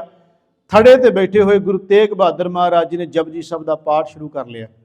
ਮਹਾਰਾਜ ਨੇ ਇੱਕ ਓੰਕਾਰ ਤੋਂ ਲੈ ਕੇ ਤੇ ਨਾਨਕ ਨਦਰੀ ਨਦਰ ਨਿਹਾਲ ਤੱਕ ਪਹੁੰਚ ਗਏ। ਜਦੋਂ ਮਹਾਰਾਜ ਨੇ ਕਿਹਾ, ਸ਼ਲੋਕ ਪਵਨ ਗੁਰੂ ਪਾਣੀ ਪਿਤਾ ਮਾਤਾ ਧਰਤ ਮਹੱਤ, ਦਿਵਸ ਰਾਤ ਦੋਇ ਦਾਈ ਦਇਆ, ਖੇਲੈ ਸਗਲ ਜਗਤ, ਚੰਗਿਆਈਆਂ ਬੁਰਿਆਈਆਂ ਵਾਚੈ ਧਰਮ ਹਦੂਰ, ਕਰਮੀ ਆਪੋ ਆਪਣੀ ਕੇ ਨੇੜੈ ਕੇ ਦੂਰ, ਜਿਨੀ ਨਾਮ ਧਿਆਇਆ ਗਏ ਮਸ਼ੱਕਤ ਘਾਲ, ਨਾਨਕ ਤੇ ਮੁਖ ਉਜਲੇ ਕੀਤੀ ਛੁੱਟੀ। ਨਾਲ ਗੁਰੂ ਤੇਗ ਬਹਾਦਰ ਜੀ ਨੇ ਸ਼ਲੋਕ ਪੂਰਾ ਕੀਤਾ। ਇੱਕ ਗੱਲ ਮੈਂ ਵਿੱਚ ਕਰਨੀ ਸੀ, ਅਕਸਰ ਮੈਂ ਸ਼ਹੀਦੀ ਵਾਲੇ ਦਿਨ ਉਹ ਆਪਾਂ ਜ਼ਰੂਰ 4 ਸਤਰਾਂ ਪੜ੍ਹਦੇ ਹੁੰਦੇ ਹਾਂ ਕਿ ਗੁਰੂ ਤੇਗ ਬਹਾਦਰ ਮਹਾਰਾਜ ਦੇ ਸਾਹਮਣੇ ਜਦੋਂ ਜਲਾਲ ਆਉਂਦਾ, ਜਲਾਲੁਦੀਨ ਸਮਾਣੇ ਦਾ ਰਹਿਣ ਵਾਲਾ ਹੈ, ਉਹ ਮਹਾਰਾਜ ਦੇ ਸਾਹਮਣੇ ਆਉਂਦਾ। ਤੁਸੀਂ ਦੇਖਿਆ ਹੋਣਾ ਤਸਵੀਰਾਂ ਵਿੱਚ ਵੀ ਜਿਹੜਾ ਉਹਦੇ ਹੱਥ ਵਿੱਚ ਸ਼ਸਤਰ ਹੈ ਉਹਨੂੰ ਇਹ ਕੱਪੜਾ ਪਾ ਕੇ ਢੱਕਿਆ ਹੋਇਆ, ਉਹ ਤਸਵੀਰਾਂ 'ਚ ਤੁਸੀਂ ਦੇਖਿਆ ਹੋਣਾ ਜਿਹੜੇ ਬਣਾਈਆਂ ਹੋਈਆਂ ਨੇ। ਉਹਨੇ ਉਹ ਜਿਹੜਾ ਸ਼ਸਤਰ ਹੈ ਹੱਥ ਵਿੱਚ ਫੜਿਆ, ਉਹਨੂੰ ਢੱਕਿਆ ਹੋਇਆ ਕੱਪੜੇ ਦੇ ਨਾਲ। ਤੇ ਕਹਿੰਦੇ ਉਹ ਕਦੀ ਕੱਪੜਾ ਉਹਦਾ ਤਾਂ ਚੱਕਦਾ ਹੈ, ਫਿਰ ਉਸ ਦੇ ਉੱਤੇ ਕੱਪੜਾ ਦੇ ਦਿੰਦਾ, ਫਿਰ ਤਾਂ ਚੱਕਦਾ, ਫਿਰ ਕੱਪੜਾ ਉੱਤੇ ਦੇ ਦਿੰਦਾ ਹੈ। ਤੇ ਗੁਰੂ ਤੇਗ ਬਹਾਦਰ ਮਹਾਰਾਜ ਜੀ ਉਹਦੀਆਂ ਅੱਖਾਂ ਚੱਖਾਂ ਪਾ ਕੇ ਕਹਿੰਦੇ ਆ, ਜਲਾਲੁਦੀਨ, ਜਿਹੜਾ ਸ਼ਸਤਰ ਤੇਰੇ ਹੱਥ ਵਿੱਚ ਹੈ, ਤੂੰ ਇਹਦੇ ਉੱਤੋਂ ਕਦੀ ਕੱਪੜਾ ਚੁੱਕਦਾ ਤੇ ਕਦੀ ਕੱਪੜਾ ਦੇਣਾ, ਸਿਰਫ ਇਸ ਵਾਸਤੇ ਮੈਨੂੰ ਇਹ ਵਿਖਾਉਣਾ, ਤੂੰ ਕੱਪੜਾ ਚੁੱਕ ਕੇ ਉੱਤੋਂ ਇਹ ਵਿਖਾਉਣਾ ਵੀ ਆਹ ਮੇਰੇ ਕੋਲੇ ਕੱਪੜਾ ਜਿਹਦਾ ਮੈਂ ਸਿਰ ਲਾਉਣਾ ਹੈ। ਮਾਰ ਕੇ ਤੇਰੇ ਮਨ 'ਚ ਤਾਂ ਇਹੀ ਚੱਲਦਾ ਨਾ, ਤੂੰ ਮੈਨੂੰ ਵਿਖਾ ਰਿਹਾ ਸ਼ਸਤਰ ਆਪਣੇ ਹੱਥ ਵਿੱਚ ਫੜਿਆ, ਟੋਕਾ ਵਿਖਾ ਰਿਹਾ, ਤੇਗ ਵਿਖਾ ਰਿਹਾ ਆਪਣੇ ਹੱਥ ਵਿੱਚ ਫੜੀ ਹੋਈ। ਮਾਰ ਕੇ ਤੈਨੂੰ ਜਲਾਲੁਦੀਨ ਪਤਾ ਨਹੀਂ, ਮੇਰੇ ਬਾਪ ਨੇ ਜਦੋਂ ਮੇਰਾ ਨਾਂ ਰੱਖਿਆ ਸੀ ਨਾ, ਉਹਨੇ ਕੋਈ ਸੋਚ ਸਮਝ ਕੇ ਮੇਰਾ ਨਾਂ ਰੱਖਿਆ ਸੀ, ਮੇਰਾ ਨਾਂ ਤੇਗ ਬਹਾਦਰ ਰੱਖਿਆ ਮੇਰੇ ਬਾਪੂ ਨੇ, ਮੇਰਾ ਨਾਂ ਤੇਗ ਬਹਾਦਰ ਹੈ। ਤੇ ਜਲਾਲੁਦੀਨ ਚੇਤੇ ਰੱਖੀ, ਤੇਗ ਬਹਾਦਰ ਉਹ ਹੁੰਦਾ ਹੈ ਜਿਹੜਾ ਮੈਦਾਨੇ ਜੰਗ ਵਿੱਚ ਤੇਗ ਵਾਹੁਣ ਵਿੱਚ ਵੀ ਧਨੀ ਹੋਵੇ, ਤੇ ਜੇ ਲੋੜ ਪਵੇ ਤੇ ਤੇਗ ਖਾਣ ਵਿੱਚ ਵੀ ਧਨੀ ਹੋਵੇ। ਇਹ ਬਾਪ ਨੇ ਜਿਹੜਾ ਨਾਂ ਮੈਨੂੰ ਦਿੱਤਾ ਨਾ, ਮੈਂ ਉਹ ਜਿਸ ਨਾਂ ਦੀ ਵਿਆਖਿਆ ਵੀ ਕਰਕੇ ਚੱਲਿਆ। ਉੱਥੇ 4 ਸਤਰਾਂ ਨੇ ਬੜੀਆਂ ਪੰਜਾਬੀ ਦੀਆਂ ਪਿਆਰੀਆਂ ਕਿ ਗੁਰੂ ਤੇਗ ਬਹਾਦਰ ਮਹਾਰਾਜ ਜੀ ਕਹਿ ਰਹੇ ਸਨ, ਮੈਂ ਹਾਂ ਤੇਗ ਤੇ ਕੱਢ ਲੈ ਤੇਗ, ਤੂੰ ਵੀ 1 2 ਨਹੀਂ ਪਰਖ ਲੈ 100 ਤੇਗਾਂ, ਮੈਨੂੰ ਲਕਬ ਹੈ ਤੇਗ ਬਹਾਦਰੀ ਦਾ, ਮੇਰੇ ਸਾਹਮਣੇ ਨਹੀਂ ਸਕਦੀਆਂ ਹੋ ਤੇਗਾਂ, ਮੈਂ ਤਾਂ ਜੰਮਦਿਆਂ ਤੇਗਾਂ ਦੀ ਸ਼ਾਨ ਮਾਣੀ, ਵੇਖ ਪਿਤਾ ਦੀਆਂ ਪਹਿਨੀਆਂ 2 ਤੇਗਾਂ, ਮੇਰੇ ਪਿਤਾ ਦੀ ਅਣਖ ਬਹਾਦਰੀ ਨੂੰ ਰਿਹਾ ਪਰਖਦਾ ਤੇਰਾ ਪਿਓ ਤੇਗਾਂ, ਹੁਣ ਵੇਖੀ ਆਉਂਦੇ ਭਵਿੱਖ ਅੰਦਰ ਮੇਰੇ ਪੁੱਤਰ ਨੇ ਵਾਹੁਣੀਆਂ ਉਹ ਤੇਗਾਂ, ਉਹਦੀ ਤੇਗ ਵਿੱਚੋਂ ਜਿਹੜੀ ਤੇਗ ਨਿਕਲੂ ਲੱਖਾਂ ਲਹੇਗੀ ਤੇਰੀਆਂ ਖੋਹ ਤੇਗਾਂ। ਇਹਦਾ ਮਤਲਬ ਮਹਾਰਾਜ ਉੱਥੇ ਉਹਨੂੰ ਕਹਿ ਰਹੇ, ਆਪਣੇ ਬਾਦਸ਼ਾਹ ਨੂੰ ਜਾ ਕੇ ਕਹਿ ਦਈ, ਮੈਨੂੰ ਜਿਹੜਾ ਡਰ ਦਿੰਦਾ ਹੈ ਨਾ, ਬਸ ਇਸ ਤੋਂ ਬਾਅਦ ਜਿਹੜਾ ਭਾਂਬੜ ਮਚੇਗਾ ਉਹ ਸਾਂਭਿਆ ਨਹੀਂ ਜਾਣਾ। ਗੁਰੂ ਤੇਗ ਬਹਾਦਰ ਸੱਚੇ ਪਾਤਸ਼ਾਹ ਮਹਾਰਾਜ ਜੀ ਨੇ ਇਉਂ ਕਹਿ ਲਓ ਸ਼ਲੋਕ ਦੀ ਸਮਾਪਤੀ ਹੋਈ। ਜਲਾਲੁਦੀਨ ਨੇ ਤਲਵਾਰ ਦਾ ਵਾਰ ਕੀਤਾ, ਗੁਰੂ ਤੇਗ ਬਹਾਦਰ ਮਹਾਰਾਜ ਜੀ ਦਾ ਸੀਸ ਜਿਹੜਾ ਸੀ ਉਹ ਗੁਰਮੁਖੋ ਧੜ ਤੋਂ ਅਲੱਗ ਹੋ ਗਿਆ। ਹਾਹਾਕਾਰ ਸਾਡੇ ਸਾਰੇ ਪਾਸੇ ਮਚ ਗਈ। ਤੇ ਗੁਰਮੁਖੋ ਉਸ ਤੋਂ ਬਾਅਦ ਜਿਹੜੇ 3 ਗੁਰੂ ਕੇ ਸਿੱਖ ਸਨ ਉਹਨਾਂ ਦੇ ਸੰਸਕਾਰ ਹੋਏ ਨੇ ਬਾਲਾ ਸਾਹਿਬ।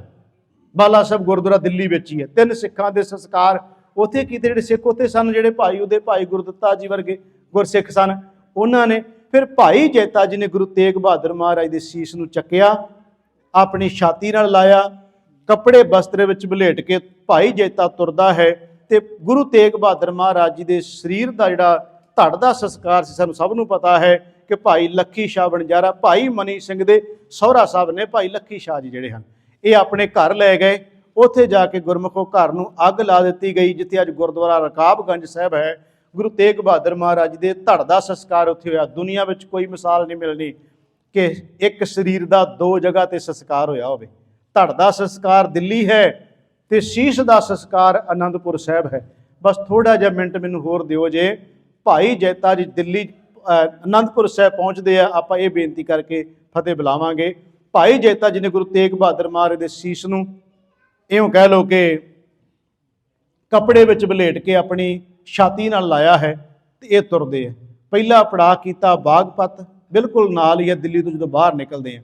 ਬਾਗਪਤ ਪਹਿਲਾ ਪੜਾਅ ਉੱਥੇ ਹੁੰਦਾ। ਉੱਥੇ ਕ੍ਰਿਸ਼ਨਪਾਲ ਹੈ ਜਿਨਨੇ ਭਾਈ ਜੈਤਾ ਜੀ ਦੀ ਸੇਵਾ ਕੀਤੀ। ਕ੍ਰਿਸ਼ਨਪਾਲ ਉਹਦਾ ਨਾਂ ਹੈ ਜੋ ਇਤਿਹਾਸਕਾਰਾਂ ਕਿਹਾ। ਉੱਥੇ ਭਾਈ ਜੈਤਾ ਜੀ ਨੇ ਆਰਾਮ ਕੀਤਾ ਹੈ। ਜਦੋਂ ਇੱਥੋਂ ਚੱਲਦੇ ਅੱਗੇ ਆਉਂਦਾ ਤਰਾਵੜੀ, ਸ਼ਾਮ ਦਾ ਵਕਤ ਉੱਥੇ ਪਹੁੰਚ ਜਾਂਦੇ ਭਾਈ ਸਾਹਿਬ ਤਰਾਵੜੀ। ਉੱਥੇ ਇੱਕ ਜਿਹੜਾ ਸੀ ਦੇਵਾ ਰਾਮ ਉਹ ਧੋਬੀ ਦਾ ਕੰਮ ਕਰਦਾ ਸੀ। ਉੱਥੇ ਭਾਈ ਸਾਹਿਬ ਉਹਦੇ ਕੋਲੇ ਪਹੁੰਚਦੇ ਆ, ਉਹ ਆਪਣੇ ਘਰੇ ਲੈ ਕੇ ਜਾਂਦਾ ਗੁਰੂ ਤੇਗ ਭਾਈ ਜੈਤਾ ਜੀ ਨੂੰ। ਜਦੋਂ ਘਰੇ ਖੜਿਆ ਉਹਨੇ ਪੁੱਛਿਆ ਵੀ ਤੇਰੇ ਕੋਲ ਕੀ? ਮੈਂ ਸੰਖੇਪ ਜੀ ਗੱਲ ਕਰਨ ਲੱਗਿਆ। ਪੁੱਛਿਆ ਕੋਲ ਕੀ ਹੈ, ਕੋਈ ਖਜ਼ਾਨਾ ਲੱਗਦਾ? ਉਹਨੇ ਕਿਹਾ ਬਹੁਤ ਵੱਡਾ ਖਜ਼ਾਨਾ ਹੈ। ਖੈਰ ਉਹਨੇ ਜ਼ਿਆਦਾ ਜ਼ੋਰ ਨਾ ਦਿੱਤਾ, ਪਰ ਉਹਨੇ ਕਿਹਾ ਇੱਕ ਗੱਲ ਦੱਸੀ ਵੀ ਤੂੰ ਕਹਿੰਦਾ ਮੈਂ ਗੁਰੂ ਤੇਗ ਬਹਾਦਰ ਸਾਹਿਬ ਦਾ ਸਿੱਖ ਆ, ਅਨੰਦਪੁਰ ਸਾਹਿਬ ਚੱਲੇ ਆ, ਤੇ ਕਿਉਂਕਿ ਅੱਜ ਵਰਗੇ ਸਾਧਨ ਥੋੜਾ ਸੀ, ਪਤਾ ਨਹੀਂ ਸੀ ਕੀ ਕੁਝ ਵਾਪਰਿਆ ਕੀ ਨਹੀਂ ਵਾਪਰਿਆ। ਉਹਨੇ ਕਿਹਾ ਮੈਂ ਇੱਕ ਗੁਰੂ ਮਹਾਰਾਜ ਦੀ ਵਾਸਤੇ ਚਾਦਰ ਬਹੁਤ ਸੋਹਣੀ ਬਣਾਈ ਹੈ, ਜਾਣ ਦਾ ਸਬੱਬ ਨਹੀਂ ਮਿਲਿਆ, ਤੂੰ ਇੱਕ ਕਿਰਪਾ ਕਰੀ ਵੀ ਮੇਰੀ ਇਹ ਚਾਦਰ ਗੁਰੂ ਤੇਗ ਬਹਾਦਰ ਮਹਾਰਾਜ ਜੀ ਨੂੰ ਭੇਟਾ ਕਰ ਦੇਵੀਂ। ਤੁਸੀਂ ਦੇਖੋ ਕਿਸ ਤਰ੍ਹਾਂ ਇਹ ਖੇਡਾਂ ਬਣਦੀਆਂ ਨੇ। ਭਾਈ ਜੈਤੇ ਦੇ ਕਹਿ ਲਓ ਕਿ ਮਨ ਤਾਂ ਭਾਰ ਆਇਆ, ਪਰ ਅੰਦਰ ਅੰਦਰ ਪੀ ਗਿਆ ਆਪਣੇ ਆਪ ਨੂੰ, ਭਰਿਆ ਮਨ ਉਹਦਾ ਬਹੁਤ। ਜਦੋਂ ਇੰਨੀ ਗੱਲ ਕਹੀ, ਉਹਨੇ ਕਿਹਾ ਤੂੰ ਚਾਦਰ ਲਿਆ ਸਿੱਖਾ, ਜਿਹੜੀ ਗੁਰੂ ਤੇਗ ਬਹਾਦਰ ਮਹਾਰਾਜ ਜੀ ਵਾਸਤੇ ਤੂੰ ਤਿਆਰ ਕੀਤੀ। ਚਾਦਰ ਲਿਆਂਦੀ, ਉਹਨੂੰ ਕਿਹਾ ਵਿਛਾ ਦੇ ਇਸ ਚਾਦਰ ਨੂੰ ਇੱਕ ਸੋਹਣੇ ਜਗ੍ਹਾ ਦੇ ਉੱਤੇ, ਚੌਂਕੀ ਦੇ ਉੱਤੇ। ਉਹ ਚਾਦਰ ਵਿਛਾ ਦਿੱਤੀ ਗਈ। ਭਾਈ ਸਾਹਿਬ ਨੇ ਬੁੱਕਲ ਖੋਲੀ, ਉਹਦੇ ਵਿੱਚੋਂ ਗੁਰੂ ਤੇਗ ਬਹਾਦਰ ਮਹਾਰਾਜ ਦਾ ਸੀਸ ਰੱਖਿਆ, ਉਹਦੀਆਂ ਤਹਿ ਖੋਲੀਆਂ ਜੋ ਖੂਨ ਨਾਲ ਲੱਥਪੱਥ ਹੋਈਆਂ ਪਈਆਂ ਸਨ। ਜਦੋਂ ਗੁਰੂ ਤੇਗ ਬਹਾਦਰ ਦਾ ਸੀਸ ਦੇਖਿਆ, ਧਾਹਾਂ ਨਿਕਲ ਗਈਆਂ ਉਸ ਦੇਵਾ ਰਾਮ ਦੀਆਂ, ਉਹਦੀ ਪਤਨੀ ਦੀਆਂ, ਕਿ ਮਹਾਰਾਜ ਇਹ ਕੀ ਖੇਡ? ਉਹਨੇ ਕਿਹਾ ਗੁਰੂ ਤੇਗ ਬਹਾਦਰ ਮਹਾਰਾਜ ਸ਼ਹੀਦ ਕਰ ਦਿੱਤੇ ਗਏ ਨੇ। ਸਾਰੀ ਰਾਤ ਉਹ ਸੇਵਾ ਕਰਦਾ ਰਿਹਾ ਪਰਿਵਾਰ। ਇੱਥੋਂ ਫਿਰ ਭਾਈ ਸਾਹਿਬ ਚੱਲਦੇ ਆ ਤੇ ਅੱਗੇ ਆਉਂਦਾ ਹੈ, ਟਾਂਗਰੀ ਨਦੀ ਨੂੰ ਪਾਰ ਕਰਦੇ ਨੇ। ਉੱਥੇ ਅੰਬਾਲੇ ਦੇ, ਤੁਸੀਂ ਕਹਿ ਲਓ ਅੰਬਾਲਾ ਸਿੱਧਾ ਆਪਾਂ ਸੌਖਾ ਵਰਤ ਜੀ, ਇੱਕ ਕੈਥ ਮਾਜਰੀ ਭਾਵੇਂ ਕਿ ਪਿੰਡ ਦਾ ਨਾਂ ਉੱਥੇ ਜ਼ਿਕਰ ਆਉਂਦਾ ਹੈ, ਅੰਬਾਲੇ ਵਿੱਚ ਹੀ ਉਹ ਆ ਜਾਂਦਾ ਹੈ। ਉੱਥੇ ਪਹੁੰਚਦੇ, ਉੱਥੇ ਰਾਮਦੇਵ ਹੈ, ਇੱਥੇ ਦੇਵਾਰਾਮ, ਉੱਥੇ ਰਾਮਦੇਵ ਹੈ। ਇਹ ਦਰਜੀ ਦਾ ਕੰਮ ਕਰਦਾ ਸੀ। ਉਹਨੇ ਭਾਈ ਜੈਤੇ ਨੇ ਉਹਦੇ ਕੋਲੇ ਪਹੁੰਚਿਆ ਹੈ, ਉਹਨੂੰ ਪਤਾ ਲੱਗਿਆ ਇੱਥੇ ਗੁਰੂ ਕਾ ਕੁਛ ਸਿੱਖ ਰਹਿੰਦਾ ਹੈ। ਰਾਮਦੇਵ ਨੇ ਫਿਰ ਸਾਧ ਸੰਗਤ ਜੀ ਬਹੁਤ ਸੇਵਾ ਮਹਾਰਾਜ ਦੀ ਸੀਸ ਦੀ ਕੀਤੀ। ਉਹ ਕਹਿੰਦੇ ਕੋਲ ਬੈਠੇ ਰਹੇ। ਕਿੱਦਾਂ ਦਾ ਸਮਾਂ ਹੋਏਗਾ ਉਸ ਵੇਲੇ, ਜਿਹੜਾ ਟਾਈਮ ਨਿਕਲ ਰਿਹਾ ਸੀ, ਜਿਹੜੇ ਪਰਿਵਾਰ ਦੇ ਜੀ ਗੁਰੂ ਤੇਗ ਬਹਾਦਰ ਮਹਾਰਾਜ ਜੀ ਦਾ ਸੀਸ ਵੇਖਦੇ ਪਏ ਸਨ ਸਾਹਮਣੇ। ਕਿੱਦਾਂ ਦੀ ਰਾਤ ਲੰਘੀ ਹੋਏਗੀ, ਕੀ ਕੀ ਉਹਨਾਂ ਦੇ ਮਨ ਵਿੱਚ ਚੱਲਦਾ ਹੋਏਗਾ, ਇਹਦਾ ਅੰਦਾਜ਼ਾ ਲਾਉਣਾ ਬਹੁਤ ਔਖਾ ਹੈ। ਗੁਰਮੁਖੋ, ਇਹਦਾ ਮਤਲਬ ਗੁਰੂ ਮਹਾਰਾਜ ਦਾ ਸੀਸ ਵੀ ਜਿਹੜੇ ਭਾਵਨਾ ਸਹਿਤ ਗੁਰੂ ਸਾਹਿਬ ਨੂੰ ਚੇਤੇ ਕਰਦੇ ਸੀ, ਮਹਾਰਾਜ ਜਾਂਦੇ ਜਾਂਦੇ ਰਹਿਮਤਾਂ ਵੀ ਵਰਤਾ ਰਹੇ ਨੇ ਆਪਣੇ ਸੀਸ ਰਾਹੀਂ। ਇੱਥੋਂ ਫਿਰ ਭਾਈ ਸਾਹਿਬ ਚੱਲਦੇ ਆ, ਇਹ ਪਹੁੰਚ ਜਾਂਦੇ ਆ ਨਾਭਾ ਸਾਹਿਬ। ਇੱਥੇ ਇੱਕ ਦਰਗਾਹੀ ਸ਼ਾਹ ਸੀ, ਇਹ ਮੁਸਲਮਾਨ ਹੈ, ਦਰਗਾਹੀ ਸ਼ਾਹ। ਉਹਦੀ ਕੁਟੀਆ 'ਚ ਭਾਈ ਸਾਹਿਬ ਪਹੁੰਚਦੇ। ਉਹ ਬੜਾ ਗੁਰੂ ਘਰ ਦਾ ਪ੍ਰੇਮੀ ਸੀ। ਜਦੋਂ ਪਤਾ ਚੱਲਿਆ, ਪੁੱਛਿਆ ਗੁਰੂ ਤੇਗ ਬਹਾਦਰ ਮਹਾਰਾਜ ਦਿੱਲੀ ਗਏ, ਸੁਣਿਆ ਹੈ, ਤੇ ਤੂੰ ਕਹਿੰਦਾ ਮੈਂ ਦਿੱਲੀੋਂ ਆਇਆ, ਗੁਰੂ ਤੇਗ ਬਹਾਦਰ ਸਾਹਿਬ ਦੀ ਕੋਈ ਖਬਰ? ਉਹਨੇ ਕਿਹਾ ਗੁਰੂ ਤੇਗ ਬਹਾਦਰ ਸਾਹਿਬ ਤੇਰੀ ਕੁਟੀਆ 'ਚ ਨੇ। ਪੁੱਛਿਆ ਮੇਰੀ ਕੁਟੀਆ 'ਚ ਕਿਵੇਂ? ਕਹਿਣ ਲੱਗਾ ਦੇਖ ਮੇਰਾ ਸੀਸ ਹੈ ਗੁਰੂ ਤੇਗ ਬਹਾਦਰ ਮਹਾਰਾਜ ਦਾ। ਕਹਿੰਦੇ ਉਸ ਦਰਗਾਹੀ ਸ਼ਾਹ ਨੇ ਇਉਂ ਆਪਣੇ ਉੱਪਰ ਨੂੰ ਹੱਥ ਕਰਕੇ ਕਿਹਾ, ਹੇ ਖੁਦਾ, ਹੇ ਅੱਲਾ, ਜ਼ੁਲਮ ਰਾਜ ਦੀਆਂ ਜੜ੍ਹਾਂ ਪੱਟੀਆਂ ਗਈਆਂ। ਉਸ ਦਰਗਾਹੀ ਸ਼ਾਹ ਨੇ ਇਹ ਸ਼ਬਦ ਕਹੇ। ਇੱਥੋਂ ਫਿਰ ਉਹਨੇ ਇਹ ਗੱਲ ਕਹੀ, ਇਹਦੀ 100 ਸਾਲ ਦੇ ਕਰੀਬ ਉਮਰ ਹੋ ਚੁੱਕੀ, ਜੋ ਵਿਦਵਾਨ ਕਹਿੰਦੇ ਆ। ਇਹਨੇ ਕਿਹਾ ਇੱਕ ਕੰਮ ਕਰੀ, ਮੇਰਾ ਸੁਣਿਆ ਗੁਰੂ ਗੋਬਿੰਦ ਸਿੰਘ ਨੂੰ ਪਹੁੰਚਾ ਦੇਵੀਂ ਕਿ ਮਹਾਰਾਜ ਇੱਕ ਵਾਰ ਮੈਨੂੰ ਦਰਸ਼ਨ ਜ਼ਰੂਰ ਦੇ ਕੇ ਜਾਣ। ਗੁਰੂ ਗੋਬਿੰਦ ਸਿੰਘ ਮਹਾਰਾਜ ਜੀ ਇੱਕ ਵਾਰ ਮੈਨੂੰ ਦਰਸ਼ਨ ਦੇ ਕੇ ਜਾਣ, ਇਹ ਮੇਰਾ ਸੁਨੇਹਾ ਮਹਾਰਾਜ ਕੋਲੇ ਤੂੰ ਜ਼ਰੂਰ ਪਹੁੰਚਾਉਣਾ ਹੈ। ਖੈਰ ਭਾਈ ਜੀਤਾ ਜੀ ਇੱਥੋਂ ਚੱਲੇ ਤੇ ਪੰਜਵਾਂ ਪੜਾਅ ਕੀਰਤਪੁਰ ਸਾਹਿਬ। ਕੀਰਤਪੁਰ ਸਾਹਿਬ ਜਾਣ ਦਾ ਮਤਲਬ ਇੰਨਾ ਸੀ ਕਿ ਪਤਾ ਨਹੀਂ ਸੀ ਸੰਸਕਾਰ ਕਿੱਥੇ ਕਰਨਾ ਹੈ, ਪਰ ਇੱਥੇ ਪਹਿਲੇ ਗੁਰੂ ਸਾਹਿਬਾਨਾਂ ਦੇ, ਜਿਵੇਂ ਗੁਰੂ ਹਰਿਰਾਏ ਸਾਹਿਬ, ਗੁਰੂ ਹਰਗੋਬਿੰਦ ਸਾਹਿਬ, ਜਦੋਂ ਸੰਸਕਾਰ ਇੱਥੇ ਹੋਏ ਸੀ ਤੇ ਸੋਚਿਆ ਸੀ ਵੀ ਸ਼ਾਇਦ ਇੱਥੇ ਨਾ ਕਿਤੇ ਪ੍ਰੋਗਰਾਮ ਬਣਿਆ ਹੋਵੇ, ਪਰ ਮਹਾਰਾਜ ਨੂੰ ਸੁਨੇਹਾ ਪਹੁੰਚਿਆ। ਮਹਾਰਾਜ ਪਾਲਕੀ ਲੈ ਕੇ ਆਏ, ਗੁਰੂ ਗੋਬਿੰਦ ਸਿੰਘ ਮਹਾਰਾਜ ਜੀ ਕੀਰਤਪੁਰ ਸਾਹਿਬ। ਪਾਲਕੀ ਦੇ ਮਾਤਾ ਨਾਨਕੀ ਜੀ ਆਏ, ਮਾਤਾ ਗੁਜਰੀ ਜੀ ਆਏ। ਗੁਰਮੁਖੋ, ਉੱਥੇ ਮਹਾਰਾਜ ਦਾ ਸੀਸ ਕੀਰਤਪੁਰ ਸਾਹਿਬ ਪਾਲਕੀ ਵਿੱਚ ਸੁਸ਼ੋਭਿਤ ਕੀਤਾ ਗਿਆ। ਮਹਾਰਾਜ ਦੇ ਦਰਸ਼ਨ ਕਰਨ ਵਾਸਤੇ ਇਉਂ ਕਹਿ ਲਓ ਮਾਤਾ ਨਾਨਕੀ, ਗੁਰੂ ਤੇਗ ਬਹਾਦਰ ਮਹਾਰਾਜ ਜੀ ਦੀ ਮਾਤਾ ਜੀ ਅੱਗੇ ਵਧੇ ਨੇ। ਜਦੋਂ ਅੱਗੇ ਵੱਧ ਕੇ ਵੇਖਿਆ ਤੇ ਮਾਂ ਨਾਨਕੀ ਨੇ ਕਿਹਾ, ਮੈਂ ਤੁਰਨ ਲੱਗਿਆ ਆਪਣੇ ਪੁੱਤ ਦੇ ਸਿਰ ਦੇ ਉੱਤੇ ਹੱਥ ਰੱਖ ਕੇ ਕਿਹਾ ਸੀ, ਪੁੱਤ ਤੇਰਾ ਚਿਹਰਾ ਇਸ ਤਰ੍ਹਾਂ ਹਸੂ ਹਸੂ ਕਰਦਾ ਮੈਂ ਵੇਖਾਂ। ਤੇ ਸੱਚਮੁੱਚ ਮੇਰਾ ਪੁੱਤ 5 ਦਿਨਾਂ ਬਾਅਦ ਆਇਆ ਸ਼ਹੀਦ ਹੋ ਕੇ। 5 ਦਿਨ ਲੱਗ ਗਏ ਨਾ ਰਸਤੇ ਵਿੱਚ ਆਉਂਦਿਆਂ। 5 ਦਿਨਾਂ ਬਾਅਦ ਪੁੱਤ ਦਾ ਸੀਸ ਦੇਖਿਆ।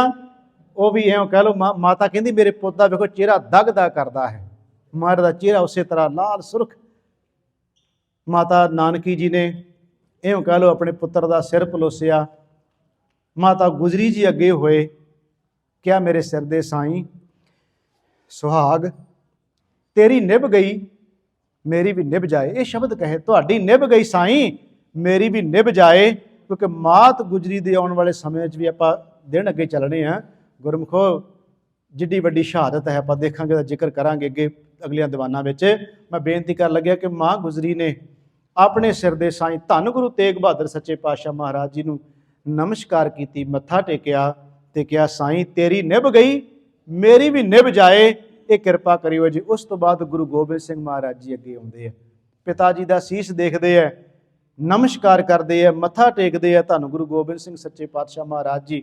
ਗੁਰਮੁਖੋ ਇੱਥੋਂ ਫਿਰ ਪਾਲਕੀ ਵਿੱਚ ਸਤਿਗੁਰੂ ਗੁਰੂ ਤੇਗ ਬਹਾਦਰ ਮਹਾਰਾਜ ਦਾ ਸੀਸ ਆਨੰਦਪੁਰ ਸਾਹਿਬ ਪਹੁੰਚਿਆ। ਉੱਥੇ ਸੰਸਕਾਰ ਕੀਤਾ ਗਿਆ, ਜਿੱਥੇ ਸੀਸਗੰਜ ਸਾਹਿਬ, 2 ਗੁਰਦੁਆਰੇ ਸੀਸਗੰਜ, ਇੱਕ ਦਿੱਲੀ ਇੱਕ ਆਨੰਦਪੁਰ ਸਾਹਿਬ, ਜਿਨ੍ਹਾਂ ਦਰਸ਼ਨ ਕੀਤੇ ਹੈ। ਉੱਥੇ ਸੀਸਗੰਜ ਸਾਹਿਬ ਗੁਰਦੁਆਰਾ ਗੁਰੂ ਗੋਬਿੰਦ ਸਿੰਘ ਮਹਾਰਾਜ ਜੀ ਨੇ ਭਾਈ ਜੈਤੇ ਨੂੰ ਆਪਣੇ ਗਲ ਨਾਲ ਲਾ ਲਿਆ ਤੇ ਗਲ ਨਾਲ ਲਾ ਕੇ ਕਿਹਾ ਰੰਗਰੇਟੇ ਗੁਰੂ ਕੇ ਬੇਟੇ। ਇਹ ਸ਼ਬਦ ਵਰਤੇ ਮਹਾਰਾਜ ਨੇ, ਤੂੰ ਗੁਰੂ का सचमुच ਪੁੱਤ ਵਾਲਾ ਕੰਮ ਕੀਤਾ ਹੈ, ਤੂੰ ਗੁਰੂ का ਪੁੱਤਰ ਹੈ। ਮਹਾਰਾਜ ਨੇ ਘੁੱਟ ਕੇ ਛਾਤੀ ਨਾਲ ਲਾਇਆ, ਗਲ ਬੱਕੜੀ ਵਿੱਚ ਲਿਆ ਤੇ ਧੰਨ ਗੁਰੂ ਗੋਬਿੰਦ ਸਿੰਘ ਨੇ ਨਾਲੇ ਪੁੱਛਿਆ ਵੀ ਕੀ ਉੱਥੇ ਵਾਪਰਿਆ, ਕੀ ਉੱਥੇ ਹੋਇਆ। ਫਿਰ ਭਾਈ ਜੈਤੇ ਨੇ ਸਾਰੀ ਵਾਰਤਾ ਸੁਣਾਈ, ਭਾਈ ਦਿਆਲਾ ਜੀ ਕਿਵੇਂ ਸ਼ਹੀਦ ਹੋਏ, ਭਾਈ ਮਤੀ ਦਾਸ ਕਿਵੇਂ ਸ਼ਹੀਦ ਹੋਏ, ਭਾਈ ਸਤੀ ਦਾਸ ਕਿਵੇਂ ਸ਼ਹੀਦ ਹੋਏ ਤੇ ਗੁਰੂ ਤੇਗ ਬਹਾਦਰ ਸਾਹਿਬ ਕਿਵੇਂ ਸ਼ਹੀਦ ਕੀਤੇ ਗਏ। ਇਹ ਸਾਰੀ ਵਾਰਤਾ ਭਾਈ ਜੈਤੇ ਨੇ ਗੁਰੂ ਗੋਬਿੰਦ ਸਿੰਘ ਸੱਚੇ ਪਾਤਸ਼ਾਹ ਮਹਾਰਾਜ ਜੀ ਨੂੰ ਸੁਣਾਈ ਸੀ ਤੇ ਗੁਰੂ ਗੋਬਿੰਦ ਸਿੰਘ ਸੱਚੇ ਪਾਤਸ਼ਾਹ ਮਹਾਰਾਜ ਨੇ ਉਸ ਤੋਂ ਬਾਅਦ ਫਿਰ ਸਨ 1699 ਦੀ ਵਿਸਾਖੀ ਨੂੰ ਫਿਰ ਖਾਲਸਾ ਪੰਥ ਦੀ ਸਿਰਜਣਾ ਕੀਤੀ, ਸਾਜਿਆ ਪੰਥ। ਫਿਰ ਗੁਰਮੁਖੋ ਜਿਵੇਂ ਗੁਰੂ ਗੋਬਿੰਦ ਸਿੰਘ ਮਹਾਰਾਜ ਜੀ ਦੀ ਇਨ ਹਕੂਮਤ ਦੇ ਨਾਲ ਟੱਕਰ ਰਹੀ, ਉਹ ਸਾਨੂੰ ਸਭ ਨੂੰ ਪਤਾ ਹੈ। ਆਉਣ ਵਾਲੇ ਦਿਨਾਂ ਵਿੱਚ ਸਾਹਿਬਜ਼ਾਦਿਆਂ ਦਾ ਸ਼ਹੀਦੀ ਦਿਹਾੜਾ ਆਉਣ ਵਾਲਾ ਹੈ। ਵੱਡੇ ਸਾਹਿਬਜ਼ਾਦੇ, ਛੋਟੇ ਸਾਹਿਬਜ਼ਾਦੇ, ਮਾਤਾ ਗੁਜਰੀ ਜੀ। ਗੁਰਮੁਖੋ ਇੱਕ ਹਫ਼ਤੇ ਵਿੱਚ ਪਰਿਵਾਰ ਦੇ 5 ਜੀਆਂ ਦਾ ਤੁਰ ਜਾਣਾ ਸੌਖੀ ਗੱਲ ਨਹੀਂ ਹੈ। ਗੁਰੂ ਤੇਗ ਬਹਾਦਰ ਮਹਾਰਾਜ ਜੀ ਦੀ ਅੱਜ ਆਪਾਂ ਸ਼ਹਾਦਤ ਨੂੰ ਯਾਦ ਕੀਤਾ ਹੈ, ਉਹਨਾਂ ਗੁਰਸਿੱਖਾਂ ਨੂੰ ਯਾਦ ਕੀਤਾ ਹੈ। ਮੈਂ ਅਖੀਰ ਵਿੱਚ ਬਸ ਇੰਨੀ ਬੇਨਤੀ ਤੁਹਾਨੂੰ ਕਰਨੀ ਹੈ ਕਿ ਗੁਰਮੁਖੋ ਗੁਰੂ ਗ੍ਰੰਥ ਸਾਹਿਬ ਦੇ ਉੱਤੇ ਆਪਣੀ ਟੇਕ ਰੱਖੋ। ਜੇ ਦੂਜੇ ਧਰਮਾਂ ਵਾਲੇ ਆ ਕੇ ਗੁਰੂ ਨੂੰ ਆਪਣੀ ਬਾਂਹ ਫੜਾਉਂਦੇ ਆ ਤੇ ਗੁਰੂ ਆਪਣਾ ਸਿਰ ਦੇ ਦਿੰਦਾ ਹੈ, ਉਹਨਾਂ ਦੇ ਧਰਮ ਨੂੰ ਆਂਚ ਨਹੀਂ ਆਉਣ ਦਿੰਦਾ, ਤੇ ਫਿਰ ਅਸੀਂ ਤੇ ਗੁਰੂ ਕੇ ਸਿੱਖ ਖਵਾਉਂਦੇ ਆ ਆਪਣੇ ਆਪ ਨੂੰ, ਗੁਰੂ ਨੂੰ ਬਾਂਹ ਫੜਾਂਗੇ, ਸਾਡੀ ਕਿਤੇ ਗੁਰੂ ਲਾਜ ਨਹੀਂ ਰੱਖੇਗਾ। ਬਸ ਅਖੀਰ ਵਿੱਚ ਇੱਕੋ ਗੱਲ ਕਹਿਣੀ ਹੈ, ਜੋ ਆशिक हैं शहादत के वो जीना छोड़ देते हैं, खिलौना समझ कर जिस्म को वो तोड़ देते हैं। ना ताजो ना तख्तों ना ताजो ना हूरों की हसरत है, विद्वान कहता खुदा खुदाई दे तो वापस मोड़ देते हैं। वो जिहड़े शहीद हुंदे आ वो किसी चीज़ की परवाह नहीं करते, तो रब खुदाई भी देवे तो भी वापस मोड़ देंदे आ। धन गुरु तेग बहादुर महाराज की शहादत अखीर में 4 सतरां ने गुरु तेग बहादुर महाराज आ जिहड़े लोग सानू नसूर कह रहे हैं ना कि ये गुरुद्वारे जिहड़े आ नसूर का काम कर रहे, भाव कि ये साडे वास्ते खतरनाक ने। पिछे जो बयान दिते उन्होंने लोगों ने, ये साडे वास्ते खतरनाक ने, उन्होंने लोगों को याद रखना चाहिए। अखीर च मैं जो समाप्ति कर लगे हैं, गुरु तेग बहादुर साहब ने कहा सी, किसी बड़े सोहनिया 4 सतरां ने महाराज ने कहा सी कि कहा पातशाह बच्चियो तुसीं घरीं जाओ, सिर दे के सत बचांगा मैं, हिंदू धर्म के बुझ रहे दीवे विच खून अपने लहू का तेल अपने लहू का पांगा मैं, पाया देश दियां जड़ां विच खून अपना, भारत वर्ष का बाग तां फल रहा है, हिंदू धर्म के मंदिरां दे दीवियां विच खून तेग बहादुर का बल रहा है। उन्हां दे जिहड़ा जनेऊ है ना, ये धागे का नहीं, गुरु तेग बहादुर साहब दियां आंदरां का पाया होया है। ਜਿਹੜੇ ਦੀਵੇ ਤੇ ਟੱਲ ਖੜਕਦੇ ਪਏ ਹੈ, ਉਹ ਗੁਰੂ ਤੇਗ ਬਹਾਦਰ ਸਾਹਿਬ ਦੇ ਖੂਨ ਉਹਨਾਂ ਦਾ ਵਿੱਚ ਮੱਚਦਾ ਪਿਆ, ਤੇਲ ਨਹੀਂ ਹੈ। ਪਰ ਲੋਕ ਫਿਰ ਵੀ ਅਕਿਰਤ ਘਾਣ ਹੋ ਜਾਂਦੇ ਆ ਤੇ ਕੀ ਕੁਝ ਕਹਿੰਦੇ ਆ। ਖੈਰ ਗੁਰੂ ਕਿਰਪਾ ਕਰੇ ਇਸ ਪਾਸੇ ਨਾ ਜਾਈਏ, ਵਾਹਿਗੁਰੂ ਕਿਰਪਾ ਕਰੇ ਸਾਨੂੰ ਸਮਤ ਬਖਸ਼ਿਸ਼ ਕਰੇ। ਗੁਰੂ ਤੇਗ ਬਹਾਦਰ ਮਹਾਰਾਜ ਜੀ ਦਾ ਸ਼ਹੀਦੀ ਦਿਹਾੜਾ ਮਨਾਇਆ, ਗੁਰੂ ਕੇ ਸਿੱਖਾਂ ਨੂੰ ਯਾਦ ਕੀਤਾ। ਸਤਿਗੁਰੂ ਕਿਰਪਾ ਕਰਨ, ਸਾਨੂੰ ਸਭ ਨੂੰ ਨਾਮਦਾਨ ਗੁਰਮਤਿ ਦੀ ਸੋਝੀ ਸਤਿਗੁਰੂ ਬਖਸ਼ਿਸ਼ ਕਰਨ। ਗੁਰੂ ਉੱਤੇ ਟੇਕ ਤੇ ਭਰੋਸਾ ਸਾਡਾ ਬਣ ਸਕੇ, ਐਸੀ ਸਤਿਗੁਰੂ ਸਾਡੇ ਸਾਰਿਆਂ ਤੇ ਰਹਿਮਤ ਬਖਸ਼ਿਸ਼ ਵਰਤਾਉਣ। ਹੋਈਆਂ ਬੇਅੰਤ ਭੁੱਲਾਂ ਦੀ ਮੁਆਫੀ ਦਿੰਦੇ ਹੋਏ ਪਿਆਰ ਸਹਿਤ ਸਾਰੀ ਸੰਗਤ ਗੱਜ ਵੱਜ ਕੇ ਫਤਿਹ ਬੁਲਾਓ ਜੀ। ਵਾਹਿਗੁਰੂ ਜੀ ਕਾ ਖਾਲਸਾ, ਵਾਹਿਗੁਰੂ ਜੀ ਕੀ ਫਤਿਹ।